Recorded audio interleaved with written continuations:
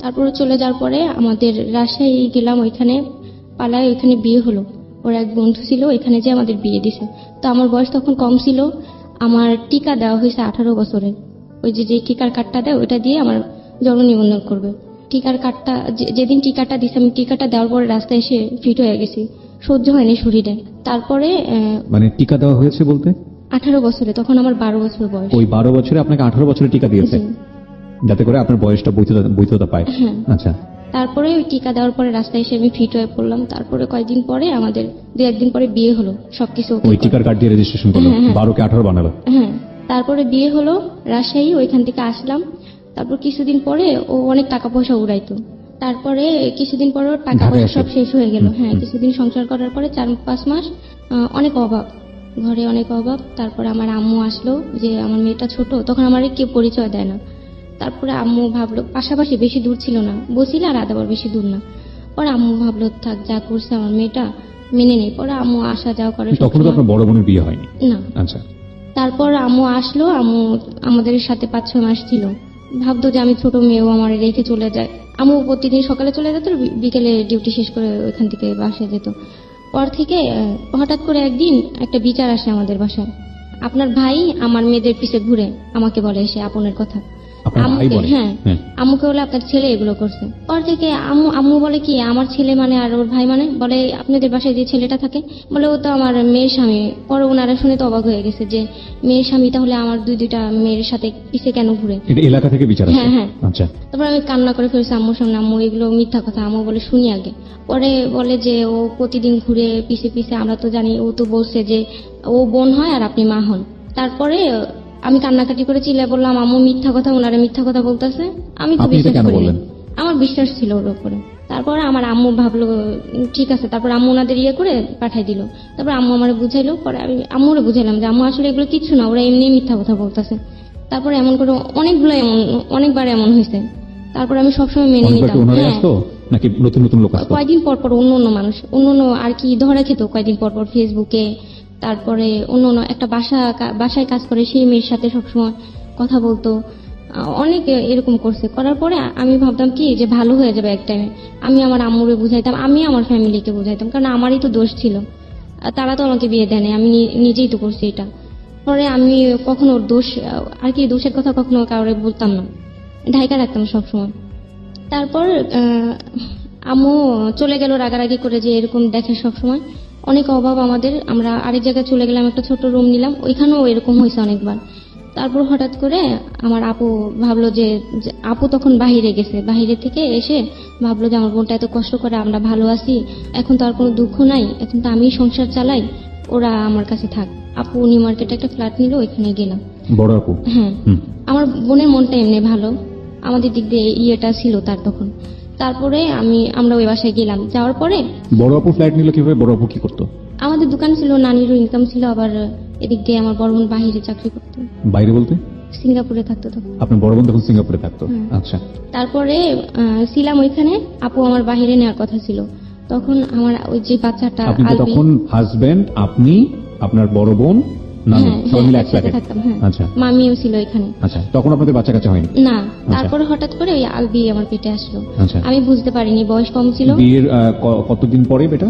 1 বছর পরে, 1 বিয়ের বছর বা 1.5 বছর আপনার বয়স পরে। তখন 13 বছর? হ্যাঁ, তারপরে আলবি পেটে আসলো, আমি বুঝতে পারিনি। পরে যখন বুঝতে পারছি, আমি তখন একটা পার্লারে চাকরি করতাম, টুকটাক কাজ পারি তখন, হুম। পার্লারে চাকরি করতাম। হঠাৎ করে ঈদের পরে থেকে আমার খুব বমি আসতে শুরু করলো। পরে আমি তাও বুঝলাম না, 3.5 মাস শেষ হয়ে 4 মাসে পড়ছে। তারপরে একজন আমার বললো যে দেখো তোমার মনে হয় এই প্রবলেম হয়েছে, তুমি ডাক্তার দেখাও।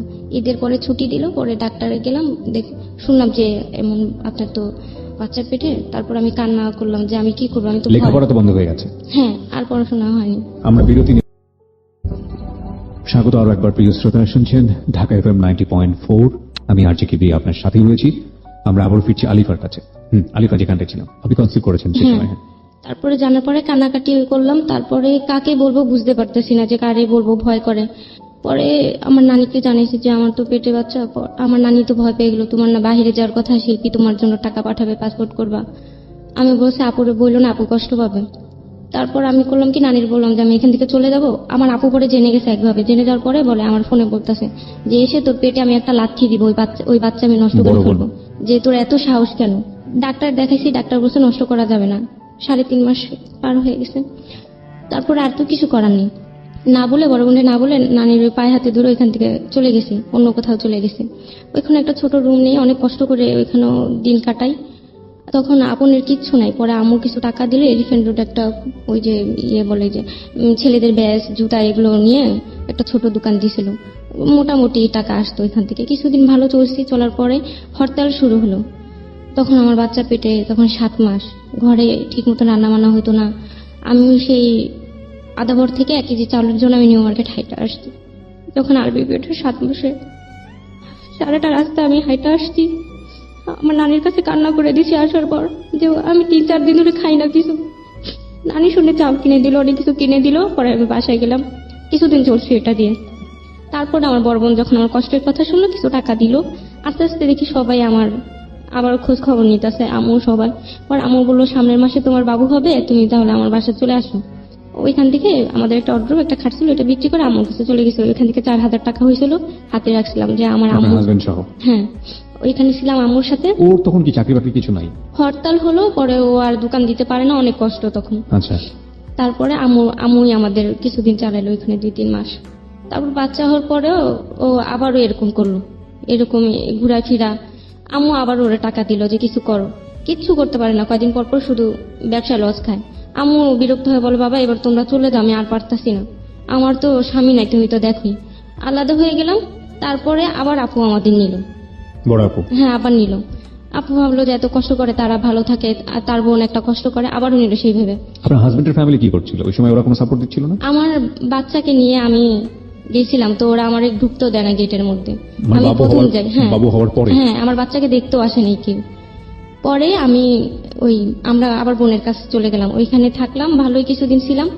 আবার ওর কোম্পানিতে একটা চাকরি হলো, চকলেটের ইয়েতে। ওর বাবা 50,000 টাকা দিল তখন মায়া করে, যে ছেলেটা কষ্ট মানে আপনার করতেছে। শ্বশুর? হ্যাঁ হ্যাঁ। তারপরে ডিলার দিল আবার ওইখানে। ডিলার দেওয়ার পরে চকলেটের আমি আবার করতাম কি যেন ওর একটু, তখন তো আমার বাচ্চা ছিল, আমি কোনো চাকরি করতে পারি না, ইচ্ছা ছিল যে কোনো চাকরি করি। তখন ওই তেঁতুল এনে দিত অনেক কিছু, ওই মশলা দিয়ে ওই ছোট ছোট চকলেটের মতো যে বানায়, সেগুলো আমি বাসায় বসে বানাইতাম, সারাদিন বানাইতাম এগুলো, যে কিছু টাকা আসবে, আমরা ভালোভাবে চলবো। সারাদিন বাচ্চা রেখে ওগুলো বানাইতাম, ওরে দিতাম। ও বানায় সেই টাকাগুলো আমরা কখনো দিত না। ও এরকম টাকা উড়াইতো। একটা বাসায় কাজ করে, সে মেয়ের নাম্বার নিয়ে সবসময় মেয়ের পিছে টাকা ভাঙতো। একদিন আমি ছাদে গেলাম, হঠাৎ করে দেখি যে কথা বলতেছে মেয়ের সাথে, এরকম পরপর 2-3 দিন ধরা পড়ছে। তারপরে শেষ হলো কিছুদিন, তারপর আমরা আদাবর আসলাম। একটু থামাচ্ছি আপনাকে। এই যে ধরা পড়লো, ধরা পড়ার পরে কি শেষ হয়ে যেত, নাকি এগুলো নিয়ে পারিবারিক কলহ তৈরি হতো, গন্ডগোল হতো, ঝগড়া হতো? ঝগড়া হতো, আমি কারোর শুনতে দিতাম না, জানতে দিতাম না কখনো। আমার অনেক মারধর করতো, আর খুব অনেক ভাবে জানতে মারে। দিতেন না বলতে কি, মানে ঘরের মধ্যে এমন ভাবে চিল্লাচিল্লি না, করতেন? অনেক মারতো ধরে, আমি রাত্রে মারতো, কাউকে জানতে দিতাম না। কেন জানতে দিতেন না? কারণ ওনারা তো এটা তো জানে যে আমি নিজ ইচ্ছা এটা বিয়ে করছি ওনারা, Right, তার right. জন্য কখনো বলতে পারতাম না। নাহলে আমার বড় আপু একদিন শুনছে, শোনার বলে নিজের পায়ে তো নিজেই কুড়াল মারছে, সেখানে তো আমাদের কিছু করার নেই। তারপরে চিন্তা করছে আর কি বলবো ওনাদের। ওইখানে নিউ মার্কেটে ভাড়া বেশি ছিল, ওইখান থেকে আপু চলে আসলো আদাবর এলাকায়, যে ওইখানে কম টাকায় থাকা যাবে, একটু সেভ হবে টাকাটা। ওই এলাকাটা আবার খুব বাজে ছিল, অনেক ঘনবসতি এলাকা, ওইখানে নানান জেলার মানুষ থাকে। তারপরে আমরা ওইখানে বাসা নিলাম। ও একটা ছোট কম্পিউটার নিয়ে ওইখানে গান লোড এরকম একটা দোকান দিছে। আচ্ছা, দেওয়ার পরে ওইখানে কয়টা মেয়ে আসতো, মেয়েদের সাথে এমন করতো, আইসক্রিম খাওয়াইতো। তারপরে আমি পপুলার লাইফ ইন্স্যুরেন্সে চাকরি নিলাম। আমার বাচ্চাটারে রেখে রেখে আমি অনেক দূরে দূরে যাওয়া লাগতো, আমার খুব কষ্ট করছি আমি। পপুলারে চাকরি করার পরে কিছুদিন ওইখান থেকে ভালো কিছু টাকা আসতো, আবার বাসায় টুকটাক পার্লারে কাজ করতাম, তেমন একটা ভালো পারি না, তারপরে চুল স্টেট রিবনিং এটা ভালো হয় আমার হাতে, এগুলো করতাম বাসায়। টুকটাক টাকা ওড়ে দিতাম, ঘরে বাজার করতাম, যেন সবাই ভাবে যে আমি মিথ্যা কথা বলতাম যে এটা আমার স্বামী দিছে টাকাটা। আচ্ছা, আচ্ছা, মানে স্বামীর সম্মানের জন্য? হ্যাঁ হ্যাঁ। তারপরে থেকে না, ও কিছুদিন পর থেকে না নেশা শুরু করলো। নেশা টের পেলেন কিভাবে আপনি? ও সবসময় চোখ লাল থাকতো, আমি তো বুঝতাম না, সবাই বলতো ওই দোকান বন্ধ করে 2-3টা ছেলে নিয়ে পড়তো। দোকান বন্ধ করে হ্যাঁ দোকানের হ্যাঁ, ভিতরে? গাঁজা। তারপরে আমার আরেকজন মামা আছে, তাকে নিয়ে ওই বাবা খেত এগুলো। তারপর আমি শুনতাম সব সময়। তারপর একদিন ধরা পড়লো। আর এমনি তো চলতে পারি না, ও টাকাগুলো এইভাবে নষ্ট করতো। তারপর থেকে এরকম করে মেয়েদের পিছে ঘুরতো, আমি সব সময় সবার কাছে দৌড়ে থাকতাম। হঠাৎ করে একদিন আমি আমার একটা মেয়ে আসছে আমার কাছে, যে আপু আমি চুল স্টার্ট করবো, আপনার বোনকে যেভাবে করে দিছেন ওইভাবে করবো, পার্লার ওইভাবে গিয়েছিলাম, হয় না, আপনি করে দেন। পরে আমার বলছে যে আপু আপনাকে 3,000 টাকা দেবো, আমি অনেক কষ্ট করে টাকাটা ম্যানেজ করছি। পরে আমি করে দিছি ওরে। করে দেওয়ার পরে ও প্রতিদিন আসতো আমাদের বাসায়। প্রতিদিন আসার পরে হঠাৎ করে আমার স্বামী একদিন ওরে রাস্তায় বলে কি, শারমিন আমি তোমাকে পছন্দ করি, আমার অনেকদিন ধরে তোমারে দেখি, আমার খুব ভালো লাগছে তোমার। পরে বলে ভাইয়া আপনার তো বিয়ে হয়েছে, বাচ্চা আছে। বলে তা থাকলে কি হয়েছে, ওরে তো বাসায় উঠায়নি, তোমার তো আমি বাড়ি নিয়ে উঠাবো, আমার ফ্যামিলি খুবই ভালো, আমি এইভাবে থাকলে কি হয়, ওরে আমার ভালো লাগে না, ও ভালো মেয়ে না। অনেক ইয়ে করার পরে ও না আমার সামনে আসতো না, প্রতিদিন ওরে নিয়ে এদিকে যাইতো, সেই শপিং করতে যাইতো, আইসক্রিম খাইতো, অনেকের কাছে আমি শুনতাম। স্কুল থেকে আমি তখন স্কুলে ভর্তি হয়েছি, ভোকেশনালে 9-এ ভর্তি হয়েছি, যে পরীক্ষাটা দিলে যদি কিছু করতে পারি। পরে ওই স্কুলে ওই মেয়েটার সাথে ভর্তি হয়েছিলাম, আমার না স্কুলে যা হঠাৎ করে বন্ধ করে দিল। পরে থেকে আমি চিন্তা করলাম আমার এই স্কুলে যেতে দেয় না কেন, তারপর ভাবলাম যে বাচ্চার জন্যই মনে হয়। পরে জানতে পারলাম যে ওরে প্রতিদিন টিফিন টাইমে ছুটি নিয়ে ওরে নিয়ে ঘুরতে যায়, ওই মেয়েকে নিয়ে প্রতিদিন। ওরে বিয়ের কথা বলে ওই মেয়েটাও রাজি হয়ে গেছিল, পরে কোনো একটা সমস্যার কারণে হয়নি। আপনি জানছেন কিভাবে এটা? জানছি ওরই একটা ফ্রেন্ড আমাদের বাসায় নিয়ে আসতো, তারপর একদিন আমারে দেখে বলে আপু একটা কথা বলবো, অনেকদিন ধরে ভাবতাছি, 4-5 মাস ধরে। পরে আমি বলে আপু বলো কি সমস্যা। বলে আপু না বলে তো হয় না, কারণ আপনার লাইফটা একেবারে নষ্ট হয়ে যাইতেছে। ও বলতে চায়নি। পরে ও বললো যে আপনার স্বামী তো এগুলো করে, আপনি এত ভালো মেয়ে, তারপরে উনি বলে যে আপনাকে ভালো লাগে না, ও শারমিনের পিছে ঘুরতেছে। শুনে আমি অনেক কষ্ট পাইছি যে এর দোষ আমি এত ঢাকছি, আমি কখনো ওর কোনো ইয়ে হইতে দেই নাই। আর সবসময় আমি ওরে যত পারতাম যে হেল্প করতে, আমি নিজে টুকটাক কাজ করতাম সেই টাকা দিয়ে। আমি সবসময় এরকম সবার কাছে ভালো রাখতাম ওরে। এটা ওইটা কিনে বলতাম কি আমার স্বামী দিছে। আমার বোন সবসময় খোটা দিত, আমার 10 টাকা দিয়ে একটা ক্লিপও কিনে দিতে পারিস না, আমি আমার কাছে সবার চাওয়া আছে, আমার কি কারোর কাছে চাওয়া নাই। তখন থেকে আমার বোনটা আমি চাইতাম যে কিছু দেই, আমি তো চেষ্টা করতাম। তারপর থেকে আমি কিছু কিছু দিতাম, বলতাম আমার স্বামী দিছে, ঈদে ও তো পারতো না, আমারই মার্কেট করার টাকা দিতে পারতো না। টুকটাক এদিক ওদিক করে আমার বোনকে দিতাম, বলতাম কি এইটা টাকাটা দিয়ে বলতাম কি এটা দিয়ে তোমরা টুকটাক কিছু কিনো, ও দিছে। খুশি হইতো অনেক, আমার ভালো লাগতো দেখতে। তারপর ওইটা শোনার পর আমার খুব খারাপ লাগছে যে আমি এত ওর জন্য করি, ও আমারে বুঝলো না, ও আমার আজকে বলে খারাপ। ওর জন্য আমি একেবারে আমার লাইফটা শেষ করে দিছি। ওইখানে টর্চার হইলেও তো আমার পড়াশোনাটা হইতো। তারপরে কয়েকদিন কথা বলি নাই ওর সাথে, আমার পড়াশোনা ওই নষ্ট করে ফেলছে, আমি আর স্কুলে যাইতে পারি না। তারপরে কোচিং এ ঢুকলাম 9টা থেকে 11টা পর্যন্ত রাত, বাচ্চারা রেখে যাইতাম, মাথায় ঢুকতো না, প্রতিদিন ধরে ধরে মারতো, অনেক মারতো, যা পারতো পিড়ি, তারপরে হাতের সামনে যা পাইতো তাই দিয়ে শরীরে আঘাত করতে, জায়গায় জায়গায় রক্তের মতো চাকা চাকা করে ফেলতো শরীরে, অনেক মারতো। সবাই দেখতো, কেউ কিছু বলতে পারতো না, কেউ কিছু বললে ধমক দিত বা খারাপ ব্যবহার করতো। সবাই ভাবতো যে এটা না ধরাই ভালো, এর স্বামী নোংরা নোংরা কথা বলে। তারপরে থেকে আমি আবার চাকরি নিলাম, পার্লারে চাকরি নিলাম। চাকরি নেওয়ার পরে এখানে ম্যানেজমেন্টে চাকরি পাইলাম। তো ওই আন্টিটা খুব ভালো ছিল, আমার দিকে পছন্দ করছে, ওই চাকরিটা আমাকে দিছে। তারপরে আমি যাওয়া আসা করি, প্রতিদিন ঠিক মতন কাজ করি। হঠাৎ করে একদিন আমার নানি আমাকে বলতেছে কি, আলিফা তুমি আর চাকরি করা তোমার দরকার নেই, তুমি কয় টাকা বেতন পাও, পুরো টাকা তো দিতে পারবো না, আমার যা যা খরচ দেয় শিল্পী, আমি সেই খরচটা রেখে তোমারে দিব মাস শেষে, তাও তুমি চাকরি করো না। পরে আমি বলি কেন নানি এই কথা বলতেছো কেন তুমি? বলে যে এমনি আমার ভাল লাগে না ঘরে একা। আমার মামি তখন আবার আমাদের সাথে একটা ঝামেলা হয়ে চলে যায়, বাসায় আমার ছোট বোনটা আর আমার মামতো ভাইটা আর আমার নানি থাকে, আর আমি চাকরি করতে চলে যেতাম আর তখন থাকতো। কষ্ট করছে ও আমার জন্য, যে কাজ কোনোদিন করেনি। যেমন দেখা গেছে একদিন ডাব বিক্রি করছে, আমি কান্না করতাম, খুব কান্না করতাম। আমার বোন আমার একটা ফোন দিয়েছিল স্যামসাং, ওইটা আমি সবার কাছে শুধু যেতাম যে প্রথম আমি ঘুরে ঘুরে বলতাম যে আপনাদের কাছে কোনো চাকরি হবে, আমার হাজবেন্ডের কোনো চাকরি নেই, খুব কষ্টে। আমি সবার সাথে শেয়ার করতাম, সবাই বলতো কি যে না আমরা তো পারবো না। পরে একদিন একটা ভাইয়া বলে যে হ্যাঁ চাকরি তো দিতে পারবো, 10,000 টাকা লাগবে। আমি তাও রাজি হই, আমি আমার ফোনটা হাতে বিক্রি করতে চাই ওনারে। তারপরে টাকা দিছি, আমি ম্যানেজ করে দিছি টাকা। ওইখানে চাকরিটা হলো না। আমার বাচ্চাটাকে নিয়ে আমি রাস্তায় রাস্তায় হেঁটে সব জায়গায় দেওয়ালে পোস্টারে দেখি যে কোথাও চাকরি হবে নাকি। বাচ্চাটা অনেক ছোট। এখান থেকে সেই আদাবর থেকে হাঁটতে হাঁটতে ধানমন্ডিও চলে যেতাম বাচ্চা নিয়ে। পাশে প্রতিদিন খোটা শুনতাম মানে যে এই দেয়ালের পোস্টারগুলো দেখার জন্য? হ্যাঁ হ্যাঁ, নাম্বার নিয়ে ফোন দিতাম, হাঁটতে হাঁটতে বাচ্চা নিয়ে অনেক রোদের মধ্যে অনেক ঘুরছি। একটা অফিসে একদিন গেলাম, বললো, পরে আমারই নিল, আমার কথা শুনে ডাকলো যে আসেন। আমি মনে করছি সত্যি আমার স্বামীর মনে চাকরি হয়ে যাবে। আমি যে বসলাম, পরে বললো কি আচ্ছা আপু একটা কথা বলি, চাকরি তো আপনিই করবেন না, আপনার হাজবেন্ড করবে, ও তো মেয়ে না, ও তো ছেলে, তো ও ঘরে বসে আপনাকে পাঠায় কেন? পরে আমি বললাম ভাইয়া আসলে কেউ অসুস্থ তো, আর কিছুদিনের মধ্যে ভালো হয়ে যাবে, মিথ্যা কথা বলতাম। তারপরে লোকটা না বুঝতে পারছে কিছু, তারপরে চাকরিটা হলো না। আরো অনেক জায়গায় ট্রাই করছে, অনেক জায়গায় যে যেখানে নাম্বার পাইতাম, যে এখানে চাকরি হবে সেখানে চলে যেতাম। তারপরে ও কষ্ট করছে। ডাব বিক্রি করেছে আপনি যেটা বলছেন হ্যাঁ, রাস্তায় হ্যাঁ। রাস্তায়। একদিন হাতে ব্যথা পেয়েছে, আমি খুব কান্না করছি যে এতই কষ্ট ছোটবেলা থেকে দেখতেছি, অনেক কান্না করছি সেদিন। ওর জন্য আমার খুব মায়া ছিল, আমি চেষ্টা করতাম আমার ফ্যামিলির কাছে ভালো রাখার ওরে। আচ্ছা, সুখ দুঃখ মিলিয়ে জীবন সামনের দিকে এগোতে হবে বলেই আগাচ্ছি। আপনি যেখানটায় ছিলেন যে নানুর সাথে একসাথে আছেন বা কিছু একটা এরকম একটা জায়গাতে, তারপরে আমার নানি যে বললো যে তুমি চাকরি ছেড়ে দাও। তারপরে আমি ভাবলাম আচ্ছা ঠিক আছে 2 দিন থাকি বাসায়, তারপর আবার ডিউটি করব। নানির মনে হয় শরীর ভালো লাগতেছে না। পরে একদিন হঠাৎ করে আমি দেখি কি আপন আমার পাশে নাই, অনেকক্ষণ অনেক টাইম ধরে। পরে আমি বলি কোথায় গেছে, আমাদের রুমে আবার টয়লেট ছিল না, আমার বোনের পাশের রুমে ছিল। পরে গেলাম টয়লেটে, যে দেখি নাই। আমার ছোট বোনটা একা রুমে ঘুমাইতেছে, 8 বছর বয়স, ক্লাস 2-তে পড়ে। তারপরে ও শুয়েছিল, আমি যে দেখি,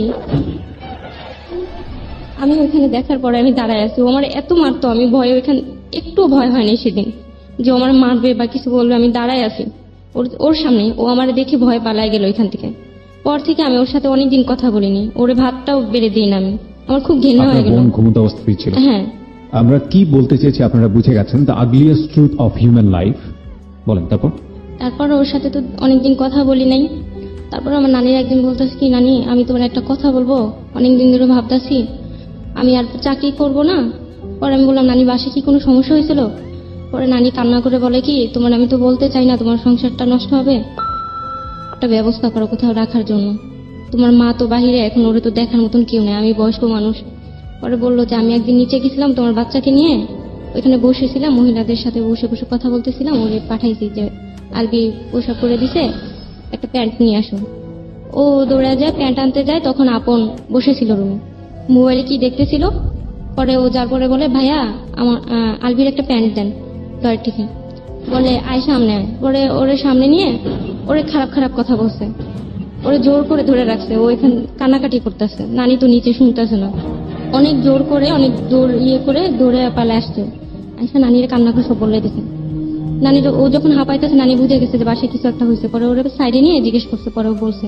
নানিও ভয় আর বাসায় যায় না। পরে আমার কান্না করে বলতেছে যে আমি ওরে এত ভালো জানছি, তোমাদের একটা ভাই নাই। আমি একটা মাছ রান্না করলে ওরে মাথাটা দেওয়ার চেষ্টা করছি, একটা মুরগি রান্না করলে রানটা দিয়ে, আমি সবার থেকে ওরে ভালো জানছি, ওরে এত আদর করি। আর ও আজকে এই কাজটা করলো, তোমার মা নাই বাবা নাই, ও গার্জিয়ান, এখন ঘরের বর্তমান ছেলে মানুষ, আমার ঘরে তো আর কোনো ছেলে নাই বড়।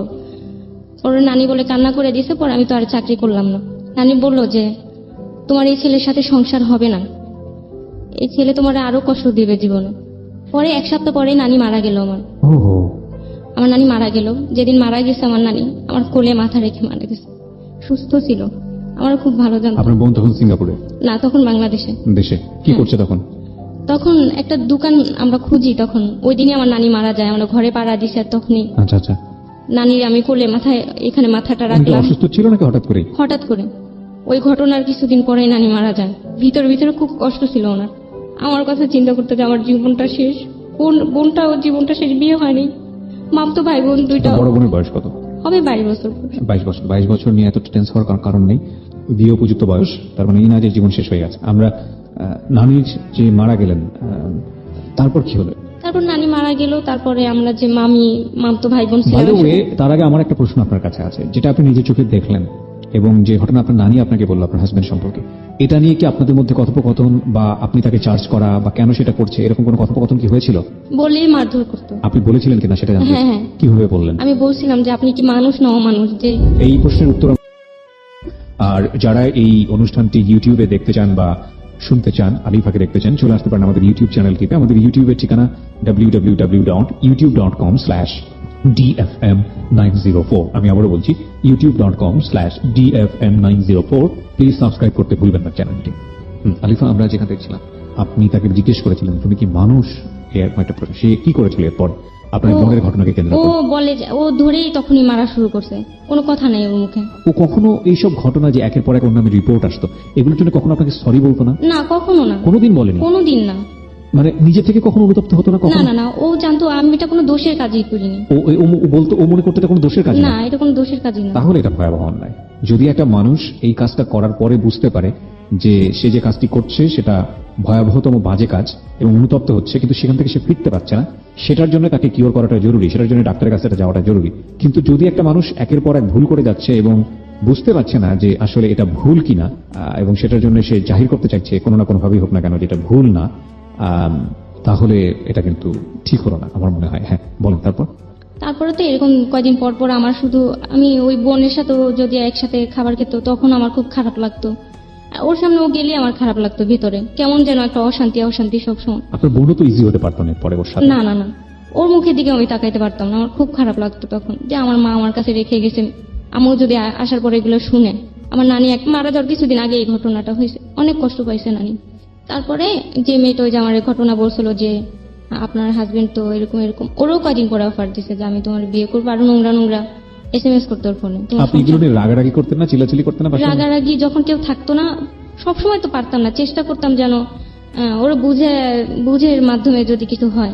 আপনার সঙ্গে ওর যে বৈবাহিক যে সম্পর্কটা সেটা কি ঠিক ছিল নাকি সেটা অস্বাভাবিক ছিল? ওইটাও এরকম সবসময় মারধর করতো, অশান্তি, আমার উপর কোনো ইয়ে ছিল না, আগ্রহী ছিল না, সবাই শুধু বুঝাইতো যে আপনার ভালোবাসে। প্রতি কোনো কমপ্লেইন ছিল তার? থাকে না যে আপনার আচরণ বা আপনার সেটা প্রতি পরে থেকে হয়েছে, মানে যখন থেকে এমন ভালো কি লাগে হলো, না। খুব স্বাভাবিকভাবেই তো তারও নিশ্চয়ই কিছু দাবি দেওয়া ছিল, থাকা উচিত একটা স্ত্রীর প্রতি, হ্যাঁ। সেগুলো নিয়ে সে কি কোনো কমপ্লেইন করতো যে লাইক হ্যাঁ, আপনার সেটা- আচরণ ভালো লাগছে না, আপনার সাজগোজ ভালো লাগছে না, সেটা কিছুদিন পর থেকে। করা শুরু করেছিল? তো হ্যাঁ, আপনি ওইটা সেই শুধু জিনিসগুলো, বাধা, আমি শুধু বাধা হয়ে দাঁড়াইতাম, ও যে কোনো কিছু করে ধরা পড়ে না আমার সেটা কাছে। তো অন্য জিনিস, কিন্তু এই আপনার কি কখনো মনে হয়েছে কিনা যে আপনার কোনো দুর্বলতার কারণে ও অন্য মেয়েদের প্রতি এরকম না না আকর্ষণ না, বোধ করছে? এটা আমার কখনো মনে হয় না। আমি আমি ওর কোনো যতটুকু- কমপ্লেইন ছিল আপনার প্রতি? না, এটা ছিল না তখন। ওকে ওকে, বলেন তারপর। তারপরে তার কিছুদিন আগে থেকে আমারও ছোটবেলার স্বপ্ন ছিল যে আমি গান করব। আমি ওই যে গানের স্কুলে ভর্তি হই, গানের স্কুল বলতে কোথায়? বাফাতে ভর্তি হই। আপনি বাফাতে ভর্তি হয়েছেন? হ্যাঁ, অনেক কষ্ট করে ভর্তি হয়েছিলাম ওইখানে একটা আপুর মাধ্যমে। তারপরে দেখতো যে ভালো গান করি, ওইখান থেকে তারপর আমার ভর্তি করাইছিল। ওই স্যার আমার গান শুনে, ওইখানে তো ভালো ফ্যামিলির ছেলেমেয়েরাই সবাই যায়, এত নোংরা নোংরা কথা বলতো যে শিল্পী হবি, শিল্পী হয়ে পরে আমার এই লাথি দিবি, নোংরা নোংরা কথা বলতো। আপনি গান করেন নিশ্চয়ই? হ্যাঁ। আচ্ছা ঠিক আছে, আমরা অনুষ্ঠান শেষে আপনার একটা গান শুনবো যদি সময় পাই। হ্যাঁ। তারপরে ওইখানে প্রতিদিন আমি যে বাসায় আমরা ছিলাম এরকম মারধর করতো। তারপরে আমার মুখে সারাদিন গান থাকতো, ও না থাকলে না গান গাইতাম, ও ঘরে ঢুকলে না আমার খুব খারাপ লাগতো, আমার মনে হয় কি গলা চেপে ধরছে আমার সবকিছু তো দোষ। আমি মনে হয় কি তরকারিটা নাড়া দিতে গেলে আমার ভয় করে। তারপরে আমি ওই যে বাসায় থাকতাম, ওই বাসায় আমরা 4 তলায় থাকতাম, 5 তলায় তখন সেজান ভাইয়া থাকে, তখন চিনতাম না ওনাকে। পাঁচতলায় আপনি ওনার নাম জানলেন কিভাবে?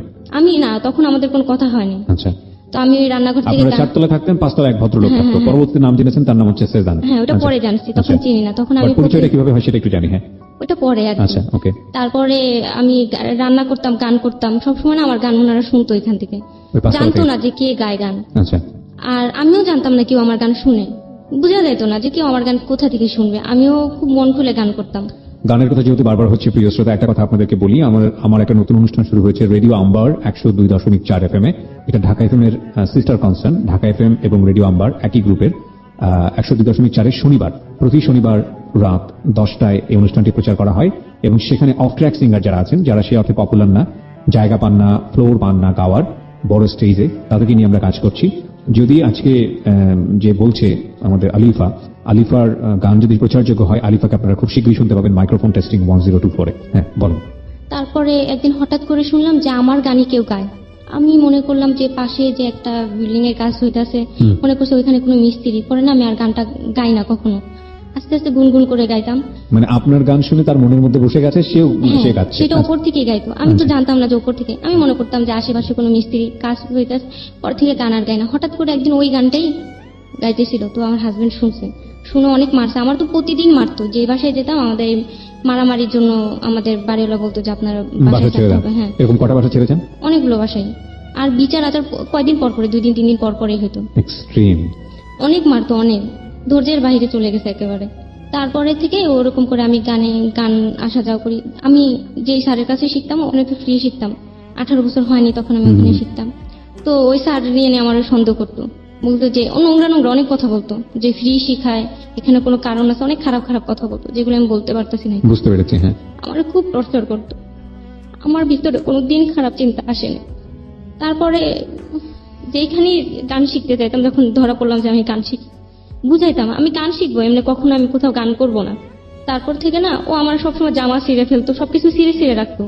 আমি ভালো একটা জামা যেন না পরতে পারি, আমি খুব কষ্ট করে জামা কাপড় বানাইতাম।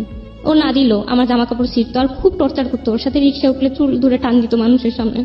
আমার মাঝে মধ্যে মনে হতো কিছু পাগল হয়ে গেছে। একদিন এত মারছে, আমি সেদিন বলছি যে আমার রক্তের সাথে গান মিশে গেছে, আমি চাইলেও গানটা ছাড়তে পারতেছি না। আমি সত্যি বলতেছি আমি কোনোদিন গান নিয়ে বেশি দূরে যাব না। পরে ও বলতো যে ও এরকম নোংরা কথা নিয়ে এসে ওদের নিয়ে কথা বলতো। পরে না ও একটা চ্যানেল খুললো আমার পিক সারে ওইটার মধ্যে। তারপরে আমি রান্না বান্না করতেছি সেই ভিডিও আর কি, সবসময় আমার ভিডিও ছাড়ে ইউটিউবে। হ্যাঁ সবসময়। পরে একদিন ধরা খেলো আমার হাতে। পরে আমার খারাপ লাগলো যে আমি ঘরের মধ্যে কিভাবে কাজ করতেছি, মানুষ কেন দেখবে এগুলা, দেখার কি আছে এখানে। যদি এটা হইতো যে আমি গান করতেছি সেটা শুনতেছি সেটা একটা অন্য বিষয় ছিল। আবার ওই যে আমার বোনের সাথে যে ঘটনা হয়েছে এটা আমার বড় বোনকে তখন বলিনি, যে শুনলে আমাদের বের করে দিবে বা পরে একটা সমস্যা হবে, ওরে নিয়ে কোনোদিন ওদের সামনে দাঁড়াইতে পারবো না, এই চিন্তা করে আর বলিনি কখনো। পরে থেকে আম্মু আমরা 4 বোন, 4 বোনের মধ্যে আমার 4 মেয়ের মধ্যে আমার আম্মু আমার খুব বিশ্বাস করছিল, ভাবতো যে আমার আম্মুর যে টাকা পয়সাগুলো আমার কাছে দিবে আমি ভাঙবো না কখনো, তার কষ্ট আমি বুঝি। আম্মু সব সময় বলে আম্মুর জন্য খুব আর কি খুব মায়া আমার। আম্মুর কাছে না থাকলেও একটা টান আছে, আর আমার বোনের নাই, সেটা বড় বোনের। কোনোদিন মা বলে ঠিক মতন ডাক দেয় না সে।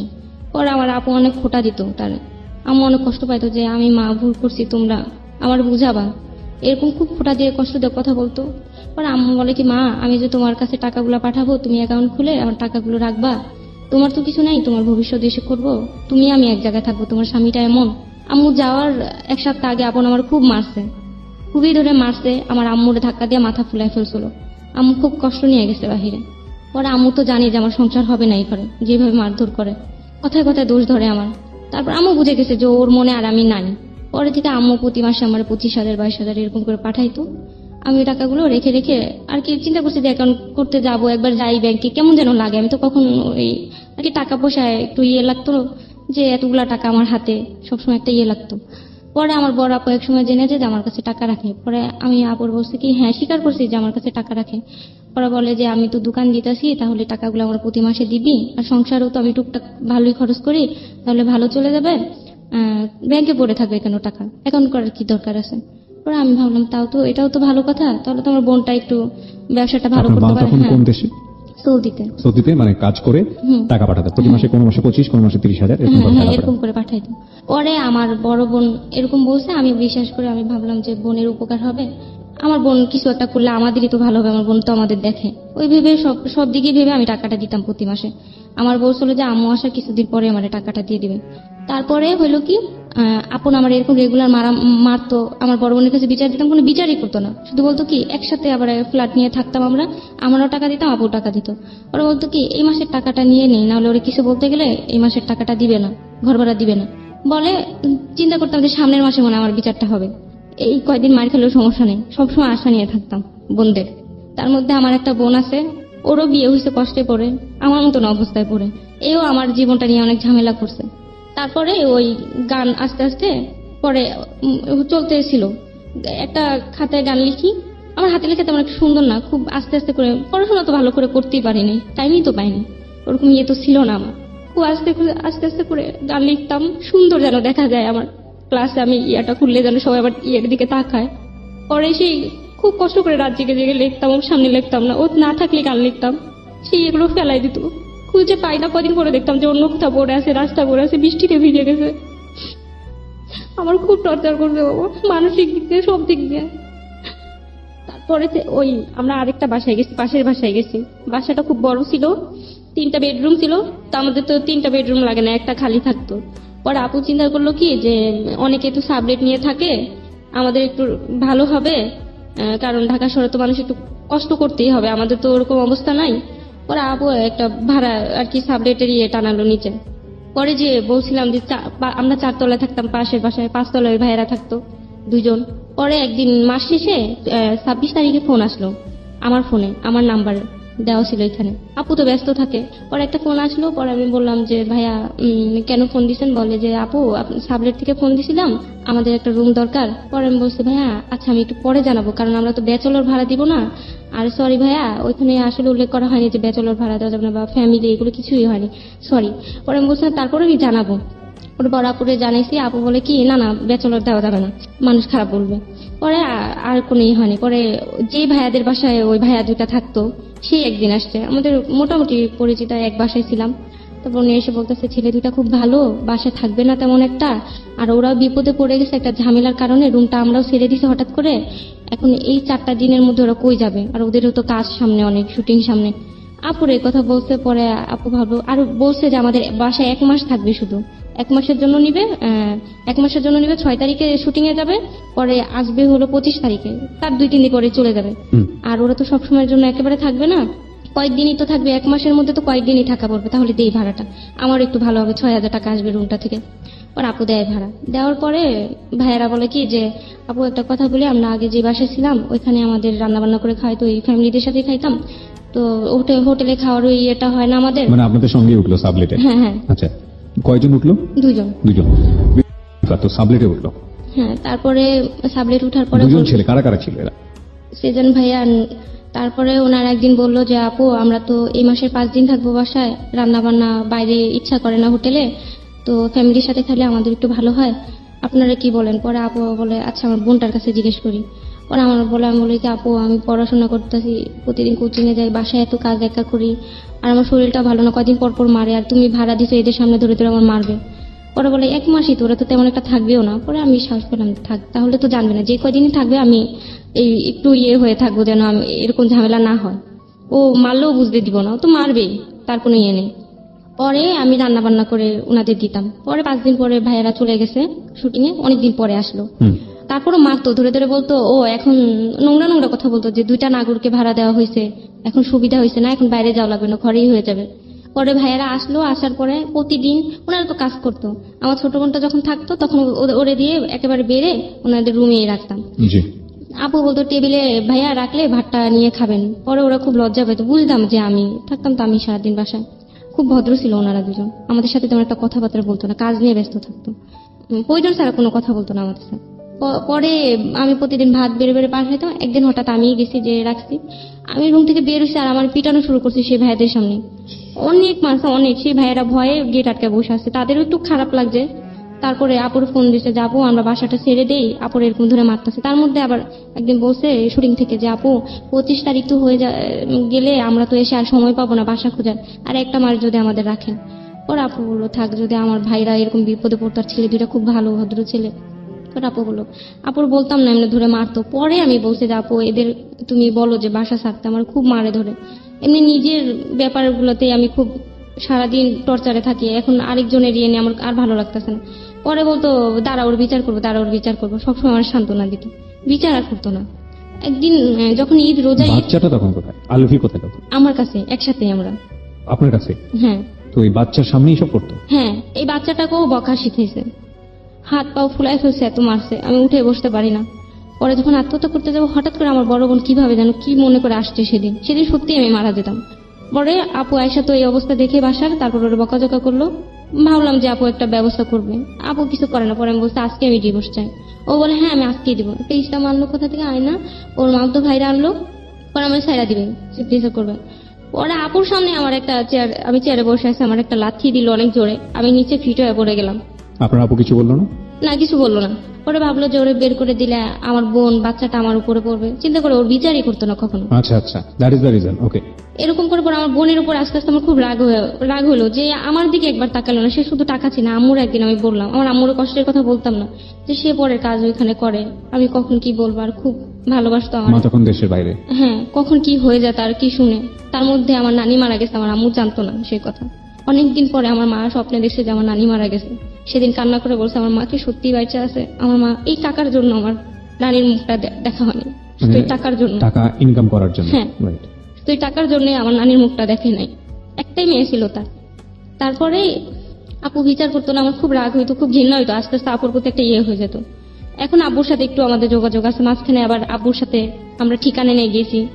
যাওয়ার পরে আব্বুর যেদিন মুখটা দেখি, সেদিন আমি কান্না করে দিছি যে এতদিন কইছিলা তুমি, কতদিন দেখি না। যেদিন চলে যায় সেদিন বলছিল যে গাড়ি এনে দিবে, আমার আব্বু আর আসে নাই। সেদিন দেখেছি আমার আব্বুরে দেখে আমি কান্না করে দিছিলাম যে কইছিলা এতদিন, আমাদের জীবনে এত কষ্ট ছিল, তুমি কইছিলা। আপুও কান্না করে দিছে সেদিন। ওইখানেও ছিলাম সৎমার কাছে কিছুদিন, ওইখানে সৎমা তো নিজের মেয়ের মতন দেখে না, কেউ দেখে কেউ দেখে না, ওইখানে খুব টর্চারে থাকতাম। তারপরে উনি ভাবতো যে আমার আম্মু না আবার ফিরে আসবে, আমার খুব টর্চার করতে হবে, যে আমি থাকলে আমার মার যদি একটা পথ হয়ে যায় আমার নেওয়ার জন্য। এরকম করে পরে আমার আব্বু যখন আমাদের বাসায় আবার আসা যাওয়া শুরু করলো, আব্বু তখন বলতো যে আপন তুমি এভাবে আমার মেয়েটার মারো। আমি যতটুকু জানি যে আমার 4টা মেয়ের মধ্যে আমার এই মেয়েটা মাটির মেয়ে, ওর মনে কিছু নাই, ও সবার সাথে হেসে কথা বলে, এটাই ওর অপরাধ। আমি তো বাইরে হাসি না, ওর তো ঘরে হাসতে দিবেন। তারপরে সেজান ভাইয়া দেখতো যে আমার এরকম টর্চার করতো, মারতো অনেক। ওর ভাই একদিন বলে কি আপু এত মার খান, তার মধ্যে আবার হয়েছে কি ও যে চ্যানেল খুলছিল ইউটিউব, তারপরে ও আমার খুব নোংরা নোংরা ভিডিও করে রাত্রে। আমি বুঝতাম না, অনেক আগে থেকে এই ভিডিওগুলো করতো। নোংরা নোংরা ভিডিওগুলো করতো, আপনি বুঝতেন না মানে? রাত্রে আমি ঘুমাই থাকতাম তখন এইগুলো এই করতো। ঘুমন্ত অবস্থায় ভিডিওগুলো করতো? হ্যাঁ ভিডিও করতো। আমি তো খুব বিশ্বাস করতাম, কোনো স্বামীর উপর তো কোনো ওয়াইফের এরকম চিন্তাই আসবে না যে। কথা না, হ্যাঁ। আমি তো ওইভাবে ওর কোনোদিন নেইনি। ও আমার অনেক আগে থেকে এই ভিডিওগুলো করতো, যখন আমরা অন্য বাসায় ছিলাম, যখন সেজান ভাইরা আসে নাই তখন থেকে ভিডিও করতো। ও ভাবতো কি যদি আমি গান গেয়ে কোনো ভালো একটা ইয়েতে যাই তাহলে তখন এগুলো ছেড়ে দিবে। ও এইগুলো বলতো, খুব নোংরা নোংরা কথা বলতো। মানে এই ভিডিওগুলো করে আপনাকে দেখায় রাখতো যে? না না, দেখাইতো না, ও ভাবতো এটা আমি ও ভিতরে ভিতরে ভাবতো যে ও যদি চলে যায় তাহলে এগুলো ছেড়ে দিয়ে ওর জীবন শেষ করে কিন্তু দেবে। আমার বলতো যে তুই কি জানিস, তোরে যে আমি কিভাবে মারবো তুই কিভাবে জানিস, তোর সময় মতো বুঝবি সব, তুই গান কর কর, কোনো এগুলো সমস্যা কাজ নেই। দিত আপনাকে? হ্যাঁ, তখন আমার ভিতর সন্দেহ ঢুকতো। আর একদিন না ফ্রেন্ড আপটা না হারাই গেছে, পাগলের মতন খুঁজতে আছে তখন আমার। Pendrive, হ্যাঁ। হ্যাঁ, তারপর আমি ঝাড়ুর ইয়ে করে এমনি নিয়ে নিছি, ঝাড়া দিছি কিন্তু ও দেখেনি। পরে ওইটা আমি সাথে সাথে লুকাইছি নিয়ে। ও তো পকেটে না পায়, সারা বাড়ি একেবারে পাগলের মতন। ও রাত্রে তোমার মার শুরু করে দিল ওইটার জন্য। আমি দিতাম ওইটা, কিন্তু তখন আরো বেশি আগ্রহ হলো যে ওটা কি আছে এর মধ্যে, হ্যাঁ। আমার ইচ্ছা হলো যে দেখার। পরে আমি করলাম কি যে একজনের কাছে গেলাম যে আমার একটু দেখেন এটার মধ্যে কি। উনি দেখে ওনারই মাথা ঘুরে গেছে যে তুমি এই স্বামীর সাথে কিভাবে আসো। কাকে দিয়েছিলেন এটা দেখার জন্য? এটা দিছিলাম আমার এক পরিচিত। পরিচিত কে সে? সে পুরুষই ছিল। না, কিন্তু এখানে একটা বিষয় আছে, আমার ছেলেটা পরিচিত ছিল আপনার? সেজান ভাইয়া ছিল। এক্স্যাক্টলি। আমি তো শুধু জানতাম যে শুধু ইয়ে আছে, এই ওই ছবি আছে মেয়েদের, হ্যাঁ। আর খারাপ কিছু নেই। আমি তারপর সেজানকে আপনি দিলেন, সেজান তখন আপনার বাসায় একটু সাবলেটে থাকতো? হ্যাঁ, হ্যাঁ। ওকে, তারপরে আপনি সেজানকে দিলেন। সেজানের কি ল্যাপটপ ছিল বা কম্পিউটার ছিল? হ্যাঁ, হ্যাঁ। আচ্ছা, তারপর পরে আমি সেজান আপনার সামনে সেটা ওপেন করেছিল? হ্যাঁ, আমি বলতে চাইনি আপনি যে কম্পিউটারের ফাংশনগুলো কি জানতেন, যে এগুলো সেভ করে রাখা যায় বা এগুলো কপি করা যায়, এগুলো কি জানতেন না জানতেন না? না, কিন্তু বুঝতাম কিছুটা, একটু আইডিয়া আমি যেটা জানতে চাচ্ছি এটা আপনার জন্য গুরুত্বপূর্ণ এই কারণে, আমাদের গল্পের জন্য খুবই গুরুত্বপূর্ণ, এবং আপনার গল্পটা শুনে হয়তো বা কোনো একটা মেয়ে সচেতন হবে, সেই কারণে আসলে এত বেশি ইন ডিটেলে যাওয়া। না, আমি সামনেই বসেছিলাম। সামনে বসেছিলেন, কিন্তু আপনি তো জানতেন না এটা কিভাবে কপি করে, আপনি তো জানতেন না এটা কিভাবে এখান না, থেকে না, সেভ না। করে, এগুলো তো কিছু জানতেন না। তার মানে আপনি যে পেন ড্রাইভটা দিচ্ছেন, এই পেন ড্রাইভটা আপনি যাকে দিচ্ছেন সেও চাইলে আপনার বড় বড় রকমের একটা ক্ষতি করতে পারত। তারপরে আমি একবার চাইছিলাম যে ওই যে ফোনের দোকান থেকে যদি ইয়ে আছে ফোনে দেখা যায়, ওইটাও চেষ্টা করতে হয় না আমার ফোনে। আচ্ছা। অনেকবার পর অনেকদিন হয়ে গেল, তারপর না আর ইচ্ছা ইয়ে হলো না যে। সেজান ওপেন করার পরে কি বললো?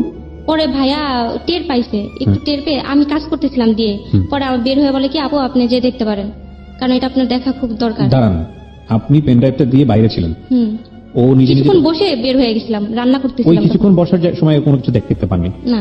আচ্ছা, তারপরে আপনি রান্না করতেছিলেন, ও দেখে আপনাকে ডাক দিয়েছে? হ্যাঁ, ওকে। উনি একটু টাইম ছিল থেকে আমার ডাক দিছে। হ্যাঁ। ডাক দেওয়ার পরে আমি গেলাম, যাওয়ার পরে আমি দেখি তো আমি ভাইয়ারে যে ডাক দিব আমার সেই ইয়ে ছিল না, আমি খুব লজ্জা পাইছি। আমি তো বুঝতে পারি, আমি মনে ও করছি বাইরে ছিল, আপনাকে বলেছে যান ভিতরে গিয়ে হ্যাঁ, দেখে আসেন। পরে আমি দেখে আমার খুব খারাপ লাগছে যে কি আমি, ছিল এই ছবিগুলো? কি আসলে আপনি জানতেন? আমারই নোংরা নোংরা ছবিগুলো ছিল। এই নোংরা নোংরা ছবি তো আসলে নরমালি থাকার কথা না, তার মানে আপনার বিশেষ মুহূর্তের কোন ছবি? হ্যাঁ। তাহলে এই ছবিগুলো তুললে তো আপনার জানা উচিত, কারণ না আপনার না, ঘুমিয়েছিলাম তখন। সবগুলোই ঘুমের ছবি? হ্যাঁ, সবগুলো। আমি ওইখানে বোঝা যায় যে আমি ঘুমাই আছি ওইখানে। আচ্ছা এটা অনেক আগে থেকে ভিডিও করতে, যে কটা বাসায় করছে সব কটা বাসারই বোঝা যায় যে। আচ্ছা, কতগুলো ছিল এরকম? অনেকগুলো ছিল, 5-6টা ছিল। ওকে, সবগুলো ভিডিও? হ্যাঁ, তারপর অন্য মেয়েদেরও ছবি ছিল। আমি তো জানতাম যে কোনো মেয়ে দিয়ে পাবো এখান Okay, থেকে, এরকম okay, ভাবতাম। okay. কিন্তু যে আমারই কিছু এখানে আছে আমি তো বুঝতে পারিনি। আচ্ছা, তারপর? আমার তখন যে কি অবস্থা হয়েছে, তখন আমি ভাইয়ারা যে ডাক দিব, আমি লজ্জায় ওনার সামনে যেতে পারি না, আর ভাইয়াও লজ্জায় আমার সামনে আসে না। পরে ভাইয়া আবার এটা দিল, পরে অনেকদিন পরে ভাইয়াও আমার সাথে ভালো করে কথা বলে না, আমিও বলি না। পরে প্রতিদিন কান্নার আওয়াজ পাইতো, প্রতিদিন ধরে ধরে মারতো। ওই পেন ড্রাইভটা কি করলেন তারপর? আমি নিয়ে নিলাম, ওটা রাখলাম লুকায়। লুকায় রাখলেন, কিন্তু ওই ভিডিওগুলো ভিডিও ওইটার ওইখানে ওর ভিতরেই ছিল? হ্যাঁ। তারপরে ও প্রতিদিন দেখতো আমার, ধরে অনেক মারতো, অনেক টর্চার করতো, সব বিষয় পেন নিয়ে। ড্রাইভটা দিয়ে দিলেন আপনার হাজবেন্ডকে? না না না, দেইনি। আচ্ছা। ভয় ছিলাম। আচ্ছা। তারপর একদিন আমি বললাম কি ভাইয়া আমি না চলে যাব ভাইয়া, পালানের ইয়ে নিছি, আপনারা এখান থেকে চলে যান, কারণ কি আমি যাওয়ার পর আপনাদের রান্না বান্না কে করে খাবে, আর সমস্যা আমাদের বাসা, আমার ছোট বোনটা বাসা একা থাকে। আপনাদের আজকে একটা সত্যি কথা বললাম, কেউ তো জানবে না, সবাই জানবে বেড়াইতে যাবো আমার ফুপুর বাড়ি। আম্মুর সাথে কথা হয়ে গেছে যে আম্মু বলছে আচ্ছা ঠিক আছে তাহলে তুমি যাও, রেডি বসে দাও। আম্মু তো মাও আগে রাজি থেকে হয়ে- চেষ্টা করতো, আচ্ছা, মাও রাজি আম্মু তো হয়ে- আগেই বুঝতো যে ও কেমন ছেলে। ওকে। আম্মুর আরো আমি সবসময় ভালো বলতাম ওর। পরে আমি ওনার সাথে কথাবার্তা বলে আমি চলে গেছি। আমি বলছি ভাইয়া, পরে ওনারা না রুম ছেড়েও দিছিল। আমি যাওয়ার কিছুদিন পরে ওনারা চলে গেছে। আমি চলে গেছি গোপালগঞ্জ, যাওয়ার পরে আমার ফুপুর বাড়ি। ওখানে যে আমি ডিভোর্সের সবকিছু নিয়ে ইয়ে করতেছিলাম, পরে ডিভোর্স দিছি। দেওয়ার পরে ডিভোর্স আপু- দিলেন আপনি? হ্যাঁ, ওইখান থেকে একটা কাজী অফিস থেকে দিছি। দেওয়ার পরে আমার ফুপু হেল্প করছে, আমার ফুফাতো ভাই ওনারা হেল্প করছে। ওরা বলছে যে এই ছেলের সাথে কিভাবে থাকবি, এত মারে ধরে। ওনারাও সবাই, আমার ফ্যামিলি সবাই জানে যে এমন টর্চার করে। সবাই বলতো যে এই মেয়ের ভাগ্যে কি পড়ছে। আমার ছোট বোন ও চঞ্চল, ওরে দিয়েও ইয়ে করা যেত, কিন্তু আমারটা কেউ মানতে চায় না। পরে আমি চলে গেছি। আমার বড় বোন আমার একদিন বকা দিল, তুই এতদিন ধরে গেছিস, আসিস না বাসায়, রান্না বান্না এগুলা। আর ওই ভাইয়ারাও চলে গেছে, এখন আসিস না কেন, এখন তো আর কোনো ঝামেলা না। আপু মনে করছে কি আমি এত কম বয়সে এত রান্না বান্না করি, আমারও এখন খারাপ লাগে রান্না বান্না করতে করতে। পরে আমি বলছি হ্যাঁ আমি আসবো। আমার বড় বোনের লজ্জায় বলি না যে আমি ডিভোর্স দিয়ে দিছি। আর ওর সাথে আমার শেয়ার করতে ইচ্ছা করতো না। ওর কাছে আমি সবসময় বলতাম যে আমার একটু রক্ষা করো, আমি আর কোনোদিন এই ভুল করবো না। আমি নিজে একটা অপরাধ করছি, এখন তোমরা একটু ইয়ে করো। ও কোনোদিন আমার বুঝতো না, তার জন্য আপুর আর শেয়ার করি না এই কথাটা। তারপরে জেনে যায় ও যে আমি ডিভোর্স দিছি।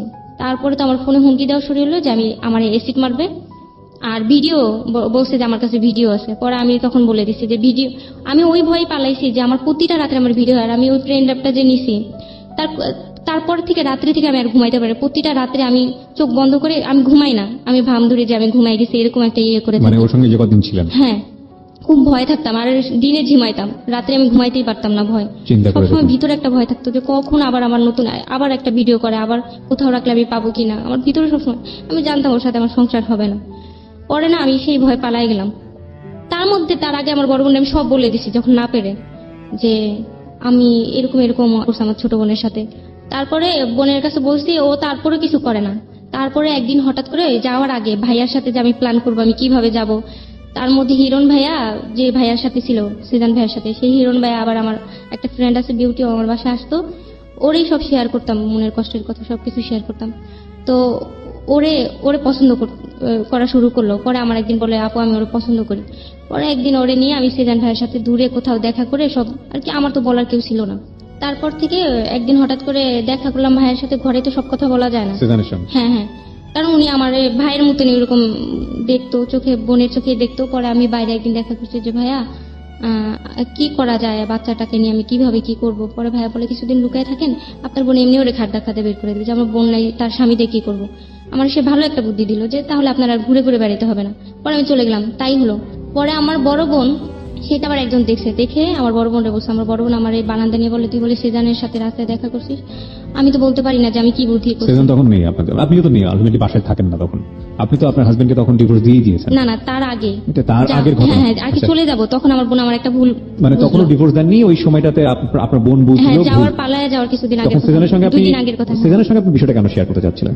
ওই তো ভাইয়া প্রতিদিন চোখে দেখতো, আর ভাইয়া আমার বুঝাইতো যে, ভাইয়াও আমার ধৈর্য ধরার কথা বলতো। তারপরে নিজেও যে এই যুগের মেয়েরা তো এভাবে সহ্য করে না। বাইরে দেখা করে প্ল্যান কি ছিল, মানে কি বুঝলেন? ভাইয়া বলছে যে আপনি চলে গেলে আপনার বোনই ওরে বের করে দেবে, তখন আর বোনের কাছেই থাকতে পারবেন, আর কোনো ঝামেলা নেই। না শুরু না, করে কিন্তু লাইফ বাইরে মিট করতে চাচ্ছিলেন কেন?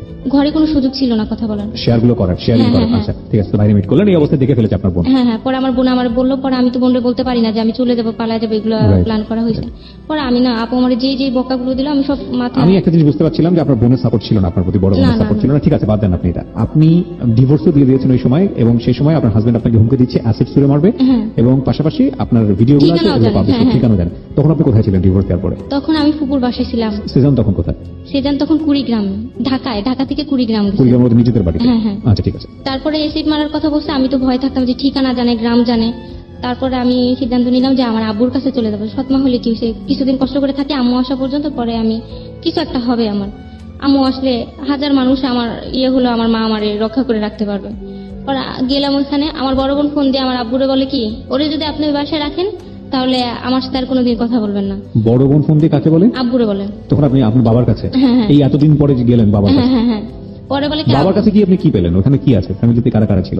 ওইখানে আমার ছোট আম্মু ছিল, হ্যাঁ। দুইটা বোন ছিল। মেনে নিতে পারলো আপনাকে? না। মেনে নেয়নি? না। সাময়িক কিছুদিনের জন্য হলো ওখানে গিয়েছিলেন। হ্যাঁ দুঃখে যাদের জীবন গড়া তাদের আবার দুঃখ কি, একটা কথাই আছে, এটা একটা গ্রামীণ প্রবাদ। এবং আমাদের দেশের নারীরা অনেক বেশি ভার্নারেবল। এই কারণে বলছি, অর্থনৈতিক অবস্থাটা আসলে এমন আমাদের দেশের যে এখন অনেক বেশি ইমার্জিং ইকোনমি অফকোর্স, এবং আমরা তো খুব প্রাউডলি বলি আলহামদুলিল্লাহ যে দেশ এখন উন্নয়নশীল দেশ, আমরা প্রাউডলি বলতে পারি। সারা জীবন রচনা লিখেছি বাংলাদেশ একটি স্বল্পোন্নত দেশ, যখনই লিখতাম খারাপ লাগতো। আমাদের সরকার এখন আমাদেরকে বলার সুযোগ দিয়েছে, এবং সেটা নিরলস প্রচেষ্টার বিনিময়ই হয়েছে, যে বাংলাদেশ একটা উন্নয়নশীল দেশ। জাতিসংঘ থেকে প্রাথমিকভাবে স্বীকৃতি আসছে। কিছুদিন আগে আমরা এটা পালন করলাম এবং আমরা খুব গর্ব সহকারে বলতে পারি যে আমাদের দেশে প্রাইম মিনিস্টার দয় আমি বলবো, বর্তমান প্রধানমন্ত্রী তিনিও একজন মহিলা, অপোজিশনে যিনি ছিলেন তিনিও মহিলা, এবং এর আগে যিনি প্রধানমন্ত্রী ছিলেন তিনিও মহিলা। সুতরাং মহিলাদের উন্নয়নের জন্য, নারী উন্নয়নের জন্য তাদের অবদান একেবারেই মানে অস্বীকার করার কোনো সুযোগ নেই। অনেক উন্নতি হয়েছে অনেক অনেক জায়গাতে, এবং দক্ষিণ এশিয়ার মধ্যে কিছু কিছু জায়গায় আমরা এমন উন্নতি করেছি যেটা রীতিমতো চোখে পড়ার মতো, মডেল হওয়ার মতো। এটা নিঃসন্দেহে আমাদের অনেক বড় পাওয়া। তো তারপরও আমাদের দেশের অর্থনৈতিক যে কাঠামো, সেখানে পুরুষের ভূমিকাটাই অনেক অনেক বেশি, এবং যে কারণেই একটা মেয়ে যখন বিপদগ্রস্ত হন তার পায়ের নিচে মাটি থাকে না, না থাকে নিজের বাবার বাড়ি, না থাকে শ্বশুর বাড়ি, না থাকে নিজের ঠিকানা। এই মেয়েটা আমাদের সমাজে খুব আনকমন ক্যারেক্টার না, খুবই কমন একটা ক্যারেক্টার, অন্তত অর্থনৈতিক জায়গা থেকে। আরেকটা বিরতির পর প্রিয় জি আলিফা, তো বাবার ওখানে থেকে মোটামুটি কিছুদিনের জন্য হলেও একটু ম্যানেজ করার চেষ্টা করছিলেন। হ্যাঁ, আচ্ছা, আব্বুর বলছিলাম যে আম্মু আসা পর্যন্ত আমাকে একটু রাখেন। মানে ছোট আপনার মা আসা পর্যন্ত। হ্যাঁ, আব্বু বলছে কোনো সমস্যা নেই, আমার বাসায় তোমার কে কি করবে। পরে এরকম হুমকি দেয় আমার, পর আমি গেলাম কুড়িগ্রামে। যাওয়ার পরে ওনার মা আর ভাই আমারে নিতে আসলো গাড়ি মানে থেকে সেজানের নামলাম। মা এবং ভাই। গাড়ি থেকে নামলাম কুড়িগ্রামে, তখন আমাদের নিতে আসলো। আমি তখন ভিতরে এত শান্তি লাগলো যে আমার আত্মীয় স্বজনের কাছেও আমি এত ভালোবাসা পাই না। অপরিচিত তার মানুষ। মাও আসতে আমার খুব ভালো লাগছে বিষয়টা, আমার কি শান্তি লাগছে তখন যে আসলে ভালোবাসার মানুষ কেউ আছে। পরে আমারে নিয়ে গেল বাসায়, তার মার মনে কি ছিল আমি তো জানি না। পরে তার আগে আমি আসার সারা রাত আগে তারে শাসন করছে, বকাঝকা করছে সবাই মিলে। তার বাবাটা আবার খুব মাটির মানুষ, খুব ভালো। এটা খুব স্বাভাবিক। তারপরে এটা আমি হলো করতাম। সেজান আপনাকে কি পরিচয়ে তার বাসায় নিচ্ছিল? বোন। আপন বোন? না, আপন বোন তো সেটা নিশ্চয়ই গ্রামে। পরিচয় পরিচয়। হ্যাঁ, আচ্ছা, গ্রামে সবাই জানতো যে ওর ফ্রেন্ড আছে, ওর আমি বোন হই। আমার একটা বিপদ হয়েছে, আমি ওখানে গেছি। আচ্ছা, আচ্ছা। তারপরে যাওয়ার পরে কিছুদিন মোটামুটি ভালো ছিলাম। তারপরে থেকে গ্রামবাসী সবাই আসা যাওয়া করে, বলে এই মেয়ে এতদিন ধরে এখানে কেন? মানুষ বেড়ায়, এতদিন তো বেড়ায় না। গ্রামের মানুষের মুখে মুখে কি শুরু হয়েছে? তাদের স্বাভাবিক, যা গুঞ্জন কষ্ট। শুরু হলো হ্যাঁ, তখন।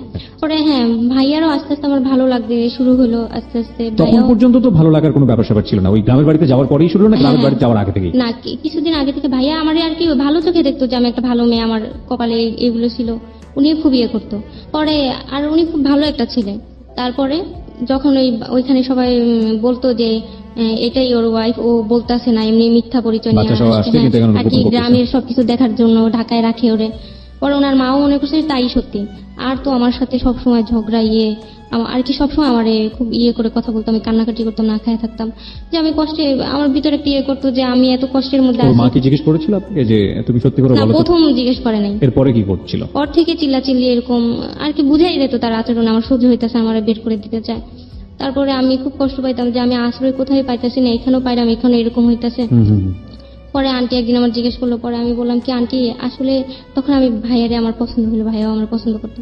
পরে আমি পছন্দ সত্যিটাই করতে বলে বলতে দিছি। কি মানে সত্যি সত্যি কি আপনাদের মধ্যে কথোপকথন এরকম হলো যে? হ্যাঁ হ্যাঁ হ্যাঁ, আর কি হলো পরে, অনেক পরে, সেটা আমার আলবির ভবিষ্যৎ করার পরে কিছু হবে, তারপরে। তার আগে না। এই কমিটমেন্টটা আপনারা কবে এসেছেন? গ্রামে যাওয়ার আগে না গ্রামে যাওয়ার পরে? না, গ্রামে যাওয়ার পরে। তারপরে ওনারা এরকম হইচই করতে, পরে আমি একদিন আন্টিকে বললাম যে আন্টি হ্যাঁ আমি ভাই আমার পছন্দ করে, আমিও করি, আর আগে আমাদের বিয়ে হয়নি, আমি সত্যিটাই বলছি। পরে উনি আমার বলছে আচ্ছা ঠিক আছে, হলেও পরে ওনার মনের ভিতরে কি আমি তো জানি না, উনি আমার বলছে হ্যাঁ ঠিক আছে, তোমার কথা শুনে আমি খুশি হইলাম। তারপরে এরকম করে আমার না ওনারা আবার বাড়িতে পাঠাই দিল যশোরে। যশোরে কোথায়? আব্বুর কাছে, আচ্ছা, বাবার যে তোমার বাবা আছে, তুমি কেন এখানে থাকবা? পরে আমি চলে গেলাম, আবারও সেই ঝামেলা শুরু হয়ে গেল এখানে। পরে তার স্বপ্নের মধ্যে ঘর। আমি জিটি করছি। হ্যাঁ, জিডি বলেন কি? আপনের নামে, ওই যে হুমকি দেয় এগুলো করে। আচ্ছা। পরে ভয়ে থাকতাম যে কখন আমার সৎমা দেখা যায় ও আসবে আমার বাচ্চাটাকে দূরে, কারণ ওরা বিশ্বাস করা যেত না, ওরকম কাজ করছে আমাদের সাথে। পরে ভাবতাম যে কখন কি ওরে হেল্প করে আসার পরে, তার জন্য ভয়ে ওইখান থেকে আবার আমি সেই আগে কি হয়েছে সব ভুলে আবারও গেলাম, জানতে আমার কিছুদিন জায়গা দেন, ওনাদের পারমিশন না নিয়ে গেছি। যাওয়ার পরে ওনার অনেক ঝামেলা করছে, আমি পায়ে ধরে কান্না করছি, আন্টি আমার কিছুদিন রাখেন এখানে। উনি শুয়েছিল রাত্রে, আমি পাও ধরে কান্না করছি, ওনার মন একটু করলো না। তারপরে উনি করলো কি, চেঁচায় বেচায় চেয়ারম্যান এগুলো আনলো যে আমার বের করবে বাড়ি থেকে। পরে আমি ভাইয়ারে বললাম ভাইয়া আপনি বলছিলেন কি, আর কি হইলো, আর আমিও বুঝতে পারি না এরকমটা হবে, আমিও তো বুঝতে পারি না। তারপর আপনি বলছিলেন যে আচ্ছা ঠিক আছে, যা হওয়ার হয়েছে, আমি আসা পর্যন্ত না আমাদের বাসায় থাকবা। তো এই সময়টাতে সেজানের ভূমিকাটা কি ছিল যখন এই চিল্লাচিল্লি হচ্ছে, চেয়ারম্যান আনছে?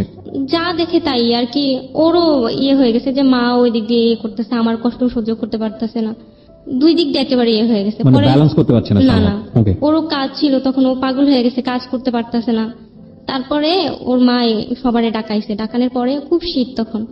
পরে ওই যে চেয়ারম্যান আসছে, আমি তার সামনে যে আমার হাত পাও কাঁপতাছে, খুব দুর্বল শরীর, ঠিক মতন খাওয়া দাওয়া নেই আমার, 2-3 মাস ধরে শরীরের অবস্থা খারাপ। বাচ্চার বয়স তখন কত? 4 বছর হয়েছে মানে ও তো পরশুদিন। কিছুটা হলেও বুঝে আসলে হ্যাঁ, জিনিসগুলা। পরশুদিন হয়েছে ওর 4 বছর। আল্লাহ, হ্যাঁ বলো। তারপরে সেই বিচার আমাকে নেওয়া হলো। আমার কেউ কেউ খারাপ কথা বলে, কেউ ভালো কথা বলে, খুবই নোংরা কথা বলা হয়েছে সেখানে আমার। এই বিচারের মধ্যে হ্যাঁ, পরে বিচার হলো, সেজান কি করতেছিল এই সময়টাতে?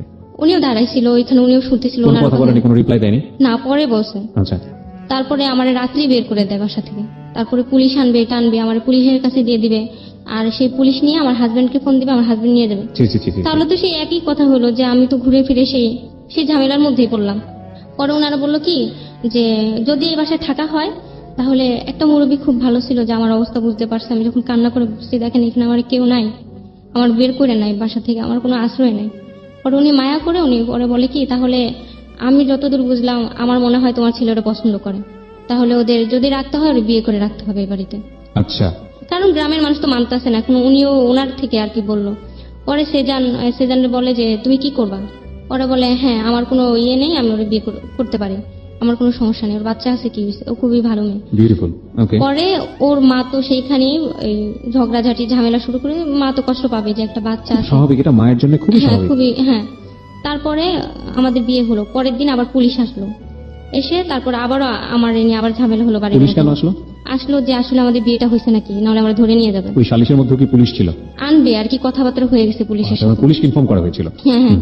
পরে পুলিশ আসছে যে আর কি সত্যি কি আমাদের বিয়ে হয়েছে নাকি, আমার শ্বশুর দিয়ে দিছে বিয়ে। তারপরে তো টর্চার শুরু হয়ে গেল বাসার মধ্যে।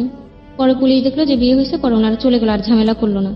তারপর আমার একটার পরে একটা আমার উপরে শুধু চাপাই দেওয়া হইতাছে দায়িত্ব। ওনার মা বলতেছে যে এবারে ওরে নিয়ে থাকতে হলে বাইরে যা থাকতে হবে। ও বলতো যে না, আমি সবাইকে নিয়ে থাকতে চাই, ওর জীবনে কিচ্ছু নাই মা, ওর জীবনটা এলোমেলো হয়ে গেছে। আমি যদি একটা মেয়ের, তোমার মেয়ের যদি এরকম হতো, তুমি তোমার মেয়ের যদি কেউ এরকম হেল্প করতো বা জীবনটা ইয়ে করতে চাইতো, তোমার তো ভালো লাগতো। ওর জীবনটা একেবারে শেষ। সেজানের সাথে আমার কোনো ইয়ে নেই, তখন নামেই বিয়ে হয়েছে, আর কোনো আমাদের ভিতর কোনো ইয়ে নেই। তারপর এরকম করে অনেকদিন গেল, তারপর গ্রামবাসী সবার মুখে যে এ কেমন বিয়ে, যে ছেলে মেয়ে এদের রুম দেয় না কেন, সবাই গ্রামের মানুষ আর কি যেমন। পরে তো শুরু হয়ে গেল। পরে ওই দাদি ইয়ে করে চেষ্টা করে ওর চাচার একটা রুম নিয়ে দিল, ওদের ঘরে তো আমাদের উঠতে দেয় না, জি, খালি একটা ঘর ছিল, ওইটা আমাদের উঠতে দিল। পরে ওর মার তো আরো শুরু হয়ে গেল, সারাদিন ঝগড়া, নোংরা নোংরা ভাষায়। আমার একদিন গ্রামের মানুষের সামনে বলে যে ও বেশ্যা পাড়া থেকে আসছে, ও বেশ্যা একটা মেয়ে। সারা গ্রামের মানুষ শুনে গেছে, আমার মুখের দিকে তাকাচ্ছিল, আমি কোনো কথা বলার ইয়ে ছিল না আমার। পরে এক সময় আমি সিদ্ধান্ত নিলাম কি, আমার লাইফটা তো শেষই।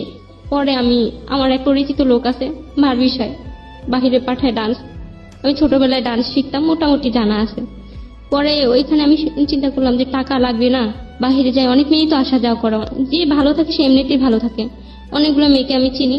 পরে চিন্তা করলাম যে চলে যাই, বাচ্চাটা যেহেতু কষ্টেই আছে, বাচ্চা তো আর ভালো নাই, আম্মু চলে আসবে 1 মাস 1.5 মাস পরে, তাহলে বাচ্চাটাকে আমি দিয়ে দিই। উইথ ডিউ রেসপেক্ট, সেজানের নামটা যেহেতু এখানে অনেক হয়েছে, Shezan of course he is a very very good boy, মানে এখন পর্যন্ত যতটুকু শুনেছি। সেজানের ফ্যামিলির দ্বারা আলিফা যে অ্যাটিটিউড পেয়েছে সেটা অপ্রত্যাশিত না। অপ্রত্যাশিত না বলতে প্রত্যাশিত আমি এটাও বলবো না, কিন্তু অপ্রত্যাশিত না। কারণ সেজানের মা আলটিমেটলি আলিফার সঙ্গে যে আচরণ করেছে সেটা তাদের সামাজিক অবস্থার কথা চিন্তা করে করেছে। এখানে সেজানের মাকে অন্য চোখে দেখার কোনো কারণ নেই। যারা গল্পটা শুনছেন তারা একটু নিজের জায়গা থেকে চিন্তা করে দেখুন আপনার মা হলে কি করতেন, এবং আপনার মা যে আচরণটা করছেন, হ্যাঁ লাখে একজন থাকতে পারে এক্সেপশনাল কান্ট বি এক্সাম্পল, ঠিক আছে, এটা একটা বিষয়। আর এগুলো আসলে রেডিওতে শুনলেই না অনেক বেশি নির্মম মনে হয়, গণমাধ্যমে শুনলে অনেক বেশি নির্মম মনে হয় যে এটা আসলে খুব লজ্জা করা একটা ব্যাপার। কিন্তু এগুলো আমাদের প্রাথমিক জীবনের চিত্র রে ভাই, এগুলো ঘটে। আমি যেটা এই যে বললো না যে নিজের বাচ্চারা দাঁড়িয়ে আছে মিষ্টিটা তুলে দেয়নি, এরকম ঘটনা আপনার জীবনে দেখবেন যে খুঁজে দেখলে আপনি বহুত ঘটনা এরকম আছে। সুতরাং কাউকে আপনারা হেট করেন না, আপনারা বরং ঘটনাকে একটা প্রেক্ষাপট হিসেবে নেন। যে আচরণ করেছে সমাজের, যেটাই করুক না কেন ওর জীবনের ক্ষেত্রে, সে তার জায়গা থেকে বিষয়টা লজিক্যাল মনে হয়েছে। আপনি রেডিওতে শুনে কোনো জাজমেন্টে যান না, কোনো বিচার আচার করেন না, বরং আপনি তাকে চিন্তা করে দেখেন যে মেয়েটার অবস্থান কি হয়েছে এবং কি করলে মেয়েটা এখান থেকে উতরাতে পারে। আর এই ঘটনার মধ্যে যদি আপনি থাকতেন তাহলে ভুলের জায়গাটা যদি মেয়েটা থাকতো তাহলে আপনি ভুলটা করতেন না। সো এইভাবে জিনিসটাকে আপনি দেখেন, প্লিজ কাউকে জাজমেন্টে আনবেন না আজকের এই গল্পটা শুনে। কারণ আমি প্রথমেই বলে নিয়েছি আমাদের অনুষ্ঠানে সবসময় কথাকে বলা হয় কাউকে হেয় করা আমাদের অনুষ্ঠানের উদ্দেশ্য নয়। উইথ ডিউ রেসপেক্ট এভরিবডি, সবাই যতগুলো ক্যারেক্টার এখানে এসছে প্রত্যেকেই আমরা সম্মান করি সমানভাবে। বলেন। তারপরে ওর মা তো সবসময় বলতো যে বউ বলে মেনে নিব যদি বাচ্চা বাচ্চাটাকে রেখে রেখে আসে। আসো, তো ওই সময়টাতে আপনি বিদেশে যাওয়ার চেষ্টা করছেন, বার ভিসা না কি যেন একটা শব্দ আপনি বললেন। হ্যাঁ, বার হঠাৎ ভিসাটা করে কি? আমার মনের মধ্যে বার ভিসাটা কি? এটা হলো ডান্স করে, যে ওখানে অনেক মেয়েরা ডান্স করে স্টেজে, মানুষ ওই যে বারে গিয়ে dance ডান্স করে, ওইটার ভিসা নিয়ে আপনি যাবেন। তো হ্যাঁ। আপনি তো নিশ্চয়ই এটা জানেন যে এটা খুব রিস্কি একটা জব এবং হ্যাঁ, জানি। খুব ভয়ানক একটা জব। তো তারপরেও আপনি এই রিস্কটা কেন নিতে চাচ্ছিলেন? আসলে আমি শুনছি যে আমার যে পরিচিত একটা মেয়ে আছে ওদের মুখে যে শুনছি, আসলে এই লাইনটা কেউ না ইচ্ছা করে যেতে চায় না। কারো জীবনে না কারো জীবনে কোনো একটা কষ্ট আছে, কারোর মা নেই, কারো বাবা নেই, কারো ঘরে সৎ মা আছে, তারা খুব চাপে পড়ে যায়। পৃথিবীর একটা মানুষের যদি এই কথাটা না মানে তাহলে আমি কিবরিয়া এই কথাটা মানে। কারণ আমি কেউ সৎ এটা করে যায় না। 100 বার বলতে পারি, যে মানুষটা যদি দেহ পেশা বা যৌন পেশাটার কথা আমরা বলি, তাহলে একটা মানুষ আপনি খুঁজে পাবেন না সমাজে, একটা মানুষ বাংলাদেশের প্রেক্ষাপটে একটা কর্মীকে আপনি খুঁজে পাবেন না যে যার জীবনে কোনো ঘটনা নেই, সে স্বেচ্ছায় ওই জায়গাটায় গিয়েছে। ভয়াবহ রকমের ব্যাকগ্রাউন্ড রে ভাই, ভয়াবহ রকমের ব্যাকগ্রাউন্ড। আপনারা তো 2-3টা গল্প শুনেছেন এই জীবন গল্পে, আমি এনেছি। আমি যে কত শত শুনেছি, এবং আমি এমন গল্প আছে যেটা প্রচারও করতে পারিনি। হ্যাঁ, মানে ভয়াবহ রকমের ব্যাকগ্রাউন্ড।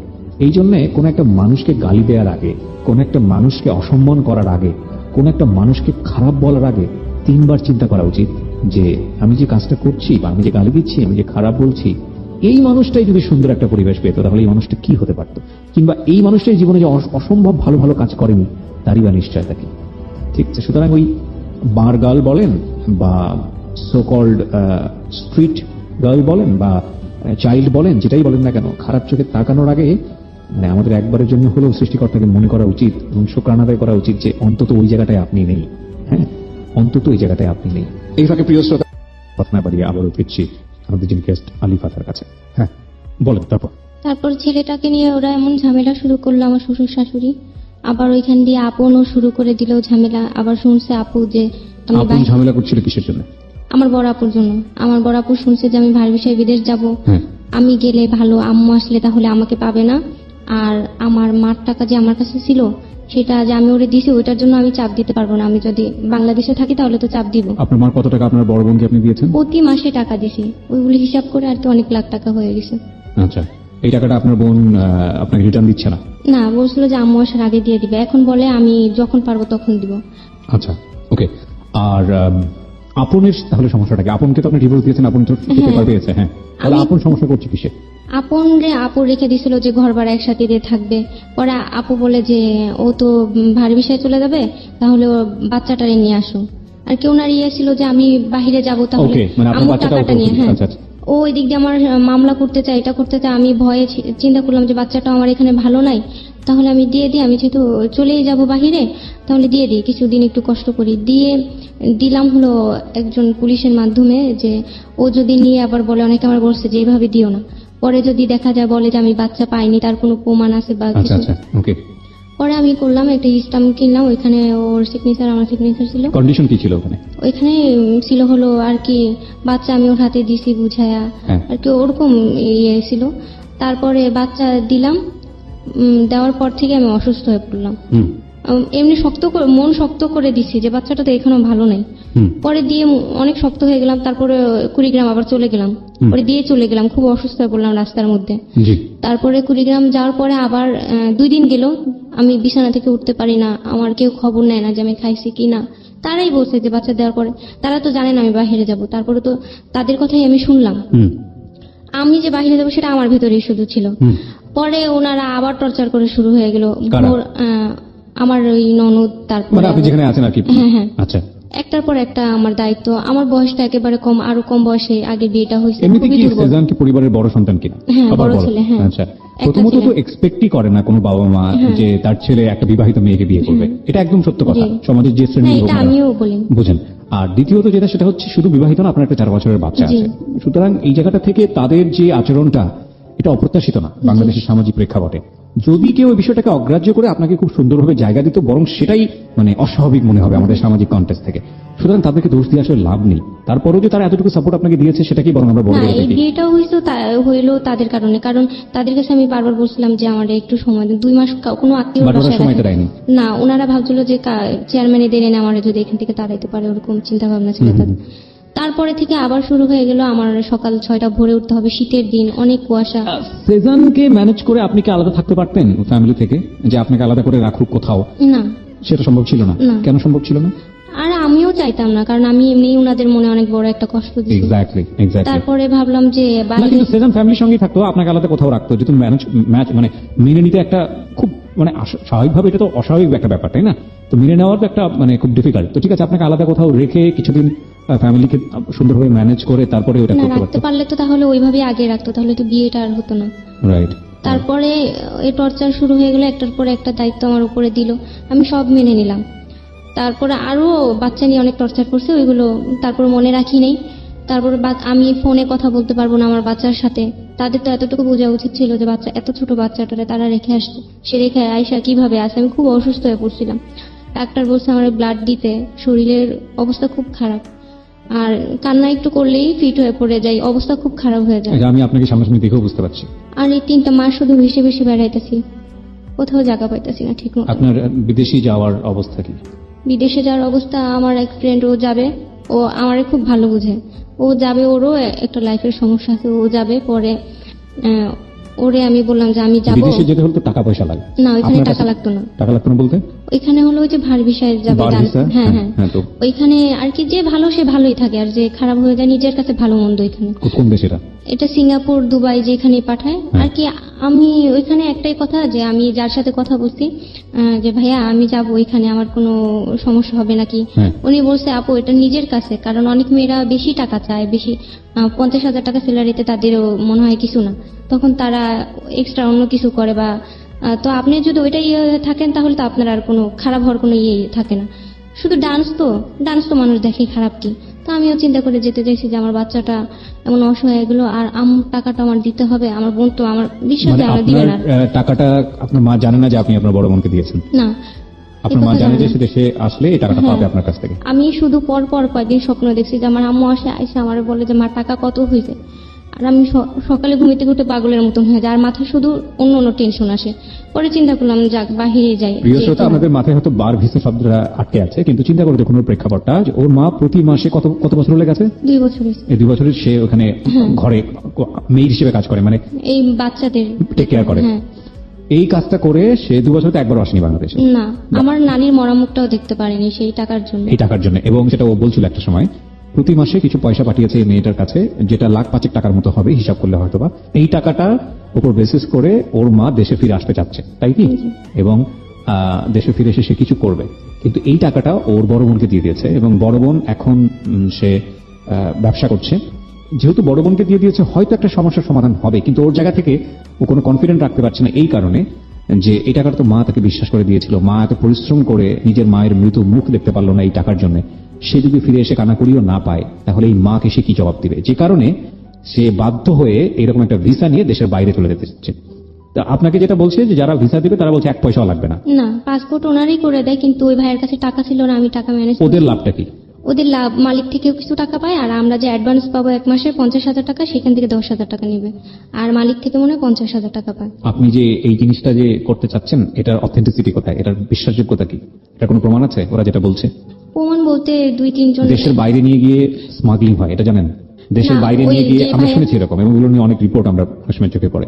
দেশের বাইরে নিয়ে গিয়ে এমন নিদারুণ অবস্থায় ফেস করতে হয়, বিশেষ করে যারা থার্ড ওয়ার্ল্ড কান্ট্রি থেকে যায়, আমাদের মতো দেশ থেকে যারা যায়, ভয়াবহ রকমের মানসিক এবং শারীরিক যন্ত্রণার মধ্য দিয়ে যায়। এরকম ঘটনা আপনি শুনেছেন কখনো? জি। এটা জেনেও আপনি এত বড় একটা রিস্ক এই বয়সে, আপনি দেখতে শুনতে এরকম, এটা কেন নিচ্ছেন? শুধুমাত্র এই 5 লাখ টাকার জন্য? আমার আর তো কোনো উপায় নেই, কারণ বলছে আমার আপনার আম্মু যদি দেখে সেতে তার 1 টাকাও নাই, সে তো হার্ট অ্যাটাক করে মারা যাবে। আপনার আম্মু যদি এসে দেখে যে আপনি দুবাইয়ে গেছেন, এবং দুবাই যাওয়ার পরে না, কোনো- আম্মু- আমি একটু বলি, আপনার মা আপনার মা সিঙ্গাপুরে আছে, তাই তো? সিঙ্গাপুর থেকে বাংলাদেশে এসে 5 লাখ টাকা আপনার কাছ থেকে পেল না, আপনি আমাকে প্রশ্নের উত্তরটা দিবেন। 5 লাখ টাকা পেল না, আপনার মা ভয়াবহ কষ্ট পাবে। এইটা একটা কষ্ট। আরেকটা কষ্ট হচ্ছে আপনার মা বাংলাদেশে ফিরে আসলো, আসার পরে আপনার মা 5 লাখ টাকা নাই, এটার জন্য আপনি বিদেশে গেছেন, এটা জানলো। জানার পরে আপনার মার কাছে 7 দিন পর একটা ফোন আসলো। ফোনটা হচ্ছে এরকম, আপনার মেয়েকে যদি ছাড়াই নিতে চান তাহলে 10 লাখ টাকা পাঠান, নাহলে আপনার মেয়েকে এখানে মেরে ফেলা হবে। কোনটা বেশি কষ্টের? না ঠিক আছে, ওই ভাইয়া আমার যে পরিচিত কয়টা মেয়ে গেছে ওরা ভালো আছে, আমি আর কি আইডিয়া আছে আমার যে কতদূর কিভাবে কি, তার জন্য সাহসটা হয়েছিল যে যাই। আপনার পরিচিত মেয়েরা যারা গেছে তারা হ্যাঁ ভালো হ্যাঁ, আছে? 2-3 জন আমি চিনি, ওরা খুবই ভালো আছে, এখনো কোনো সমস্যা হয়নি। আচ্ছা। ওরাই বলে আমাকে। ওরাই বলে? আপনি হ্যাঁ। কিভাবে নিশ্চিত হলেন যে এরা এর লোক না? না, এরই লোক। যে পাঠিয়েছে সে যেরকম 2-3টা মানুষকে রেডি করে রাখেনি আপনাকে ভালো করার জন্য, বা এরা তার লোক না, আপনি এটা কিভাবে নিশ্চিত হলেন? ওই তো ওদের দিয়ে আর কি ক্যানভাসার বুঝাবে। বুঝেন? ক্যানভাসার বুঝেন? ক্যানভাসার বাজারে অনেক সময় দেখবেন যে ক্যানভাসাররা ওষুধ বিক্রি করে। আপনি বোধহয়, যেহেতু আপনার সার্কামস্ট্যান্স থেকে হয়তো কখনো দেখা হয়নি এবং এটা ওখানে গিয়ে মেয়েরা কখনো দাঁড়ায়ও না, আমি আমার লিসনারদের ইয়ে করার জন্য বলছি। সেটা হচ্ছে যে ওইখানে সাপ খেলা দেখায়। আমি উইথ ডিউ রেসপেক্ট, এটা হয়তো বিজনেস একটা পলিসি। ওইখানে অনেক সময় বিভিন্ন রকমের ভেলকি দেখায়। দিন শেষে ওরা কিছু রোগের ঔষধ বিক্রি করে। তো যখন ওষুধ সারাদিন ভেলকি দেখানোর পরে যখন লোকজন জড়ো হয়ে যায়, তখন ওরা ওই ঘুরে ফিরে ওষুধ বিক্রির কাছে চলে যায়। এবং ওষুধ বিক্রির কাছে যাওয়ার পরে ওরা ওই যে লোক সেট করে রাখে লোকজনের মধ্যে। কেউ কেউ বলে, হ্যাঁ ভাই, গত সপ্তাহে নিয়েছিলাম, খুব ভালো কাজ দিছে, এটা ওদেরই লোক। তো আপনি কিভাবে নিশ্চিত হলেন যে আপনাকে টাকা দিয়ে নিয়ে যাচ্ছে এবং যারা আপনাকে ভালো বলছে তারা লোক না? আপনি বাংলাদেশে যে সমস্যা ফেস করছেন, আপনি অন্তত 10টা মানুষকে চেনেন। আপনি বিদেশে গিয়ে যদি এরকম এর চেয়েও জটিল কোনো অবস্থা ফেস করেন, আপনি কয়জন মানুষকে ওখানে চিনবেন? এটা সেজান বলছিল যদি কোনো ঝামেলা হয়, পরে ভাবলাম, পরে আমি বলছি, সেজান আপনাকে কি বলে? হ্যাঁ, এটা আপনি আমাদের তো বলেন এই বিষয়ে। সেজান বলছে যদি ফেরত কোনোদিন না আসো আর এই বিষয়ে আমি তোমার কোনোদিন যাইতে দিব না। আমি বলছি যে আমার উপর একটু বিশ্বাস রাখেন, আম্মুর টাকাটা শুধু দিলেই আমি চলে আসবো। সেজান কি এই টাকা পয়সা শোধ করার ব্যাপারে কোনো হেল্প করতে পারবে না? হ্যাঁ, বলছিল যে আমার কাবিন, আমার ইচ্ছা ছিল যে আমার যে ওয়াইফ হবে তাকে আমি 1 লাখ টাকা কাবিন দিব, আর কি পারি না, আর না পারি দিব 1 লাখ টাকা। তো বলছে যে আমি অনেক, আমার টাইম লাগবে, একটু সময় দেওয়া লাগবে আমাকে। তো 1 লাখ টাকা তো আমার আম্মু তো আসবে কিছুদিনের মধ্যে। আমি যদি বাইরে চলে যেতাম, আম্মু শুনতো যে ওই টাকা দিয়ে আমি বাইরে গেছি অন্য একটা বিষয়, তো আম্মু জানতো না যে আসলে আমি কি বিষয়ে গেছি। আমার আম্মু তাহলে একটু আমার উপর বিশ্বাসটা থাকতো, আম্মু কষ্টটা পাইতো না, কারণ এই টাকার জন্য তো আমার নানির মরা মুখটা দেখেন এসে। তার জন্য চিন্তা করে এই ডিসিশন নিয়েছে যে যাই তাহলে এখানে যে আমরে মাসে মাসে টাকাটা পাঠাবো, 5 লাখ টাকা যদি না হয় কিছু টাকা দিয়েও আমি চলে আসবো, তারপর ঠিক মতন আমার আচ্ছা বাচ্চা। ঠিক আছে, আমরা আপনাকে মোটেও রায় দিচ্ছি না আপনি বিদেশ যান। আমার মনে হয় একজন শ্রোতাও আজকে অনুষ্ঠানের শুরুতে যেটা বলছিলাম যে আপনারা সিদ্ধান্ত দিবেন, একজনও আপনাকে বলবে না বিদেশ যাওয়ার জন্য। 1 লাখ যদি এখানে ভোট দেয়, একজনও বলবে না, আমি ডেফিনেটলি শিওর, কেউ বলবে না। আপনার মার জন্যই তো আপনি যেতে চাচ্ছেন। আপনার মা কবে কবে আসবে দেশে? আম্মু পরশু দিন আসবে। আগামী পরশু দিন। জি। তো আপনার মার কাছে জিজ্ঞেস করে যান, আমার আম্মু মরে যাবে, আম্মুর সামনে যেতে পারবো না। কেন যেতে পারবে না? আবার কালকে বাচ্চাটার কাছে আমি গেছিলাম, আমি শুনছি যে আর আপনি তো কয়দিন। নিজেও মা, আপনার সন্তান যদি এরকম ভুল করতো, আপনার সন্তান এরকম ভুল করে, আপনি তখন মা হয়েছেন, সুতরাং মার বিষয়টা আপনি বুঝতে পারবেন। পৃথিবীতে আল্লাহর কাছ থেকে সবচেয়ে বড় গিফট হচ্ছে মা হওয়া, এবং পৃথিবীতে একটা সন্তানের জন্য সবচেয়ে বড় গিফট হচ্ছে যার মা বেঁচে আছে। এর চেয়ে বড় গিফট আর কিছুই নাই। কিছু কিছু ব্যতিক্রম আছে, সেটা অন্য জিনিস। আপনি মা হিসেবে চিন্তা করেন তো আপনার সন্তান এইরকম একটা সিচুয়েশনে, এবং সে জেনে শুয়ে এরকম একটা মানে ভয়াবহ রকম জীবন বেছে নিচ্ছে শুধুমাত্র 5 লাখ টাকার জন্য। আপনি নিজে মানতে পারতেন সেটা? আমি কিভাবে বুঝাই আম্মুরে, আমি তো বুঝাইতে পারবো না। আপনি মাকে গিয়ে বলেন, মা এরকম করছি, আমার ভিসা টিসা সবকিছু রেডি আছে, তুমি যে সিদ্ধান্ত দিবা আমি সেটা মেনে নিব। আপনার মা যদি বলে তুই যা, তাহলে আপনি যাবেন, আমরা কেউ কিছু বলবো না আপনাকে। তারপর কালকে আবার বাচ্চাটাকে, আমি কিছুদিন আগে স্বপ্নে দেখলাম যে আমার বাচ্চাটার গাল কেটে গেছে। কালকে আমি পাগলের মতন ছুটে গেছি, চিনি না কোথায় বাসা, শুধু শুনছি বছিলা। পরে ওইখানে খোঁজাখুঁজি করতে করতে আমার ভাড়াও শেষ এক সময়, পরে হেঁটে হেঁটে খুঁজতে খুঁজতে পাও হাত পাও ব্যথা বানায় ফেলছি। রাত 9টা বেজে গেছে, তারপর বাসা পাই না। অনেক জায়গায় ফোন দিছি, বলে আমরা চিনি না। অনেক জায়গায় গেছি, আবার আদাবর আসছে, আবার গেছি, অনেকবার আসা যাওয়া করছি। পরে এক সময় যে আমাদের ফার্নিচার নিচে রুম চেঞ্জ করার টাইমে, তখন ওই ভ্যান যে চালায় ওই আঙ্কেলকে ফোন দিছি। উনি যে অ্যাড্রেস দেয় শুধু ভুল হয়। ফোনে ফোনে বলে যে আম গাছ আছে, এটা আছে, ওইটা আছে, বাড়ি নাম্বার জানে না। সারা এলাকা কেরানীগঞ্জ খুঁজতে খুঁজতে ক্লান্ত হয়ে গেছি। 9টা বাজে, তখন ওই বাসা আমি পাইছি। পরে যে মালিক, তার সাথে আমার দেখা হয়। আমি বলছি ভাইয়া আমার এরকম, আমার বোন আছে, বাচ্চা আছে। পরে বলে কি হ্যাঁ এই বাসায় তো থাকে, কিন্তু আপনি কে? বলে আমি ওর মা। বলে আপনি মা মানে? তখন ওনাদের একটা সন্দেহ ঢুকে গেছে যে ওর মা তো বাহিরে থাকে, আমরা যেটা জানি। বলে আপনি কে? ওনারা আমার মনে করছে যে আমি মিথ্যা কথা বলে ওই বাসায় ঢুকে বাচ্চা নিয়ে নেব। পরে ওনারা আমার আটকায় ফেলছে ওইখানে কালকে। তারপর আমি কান্নাকাটি শুরু করছি, বিশ্বাস করেন ভাই ওটা আমারই বাচ্চা। ওরা আপুরে ফোন দিচ্ছে, আপু বলে বের করেন আপনি আমাদের বাসায়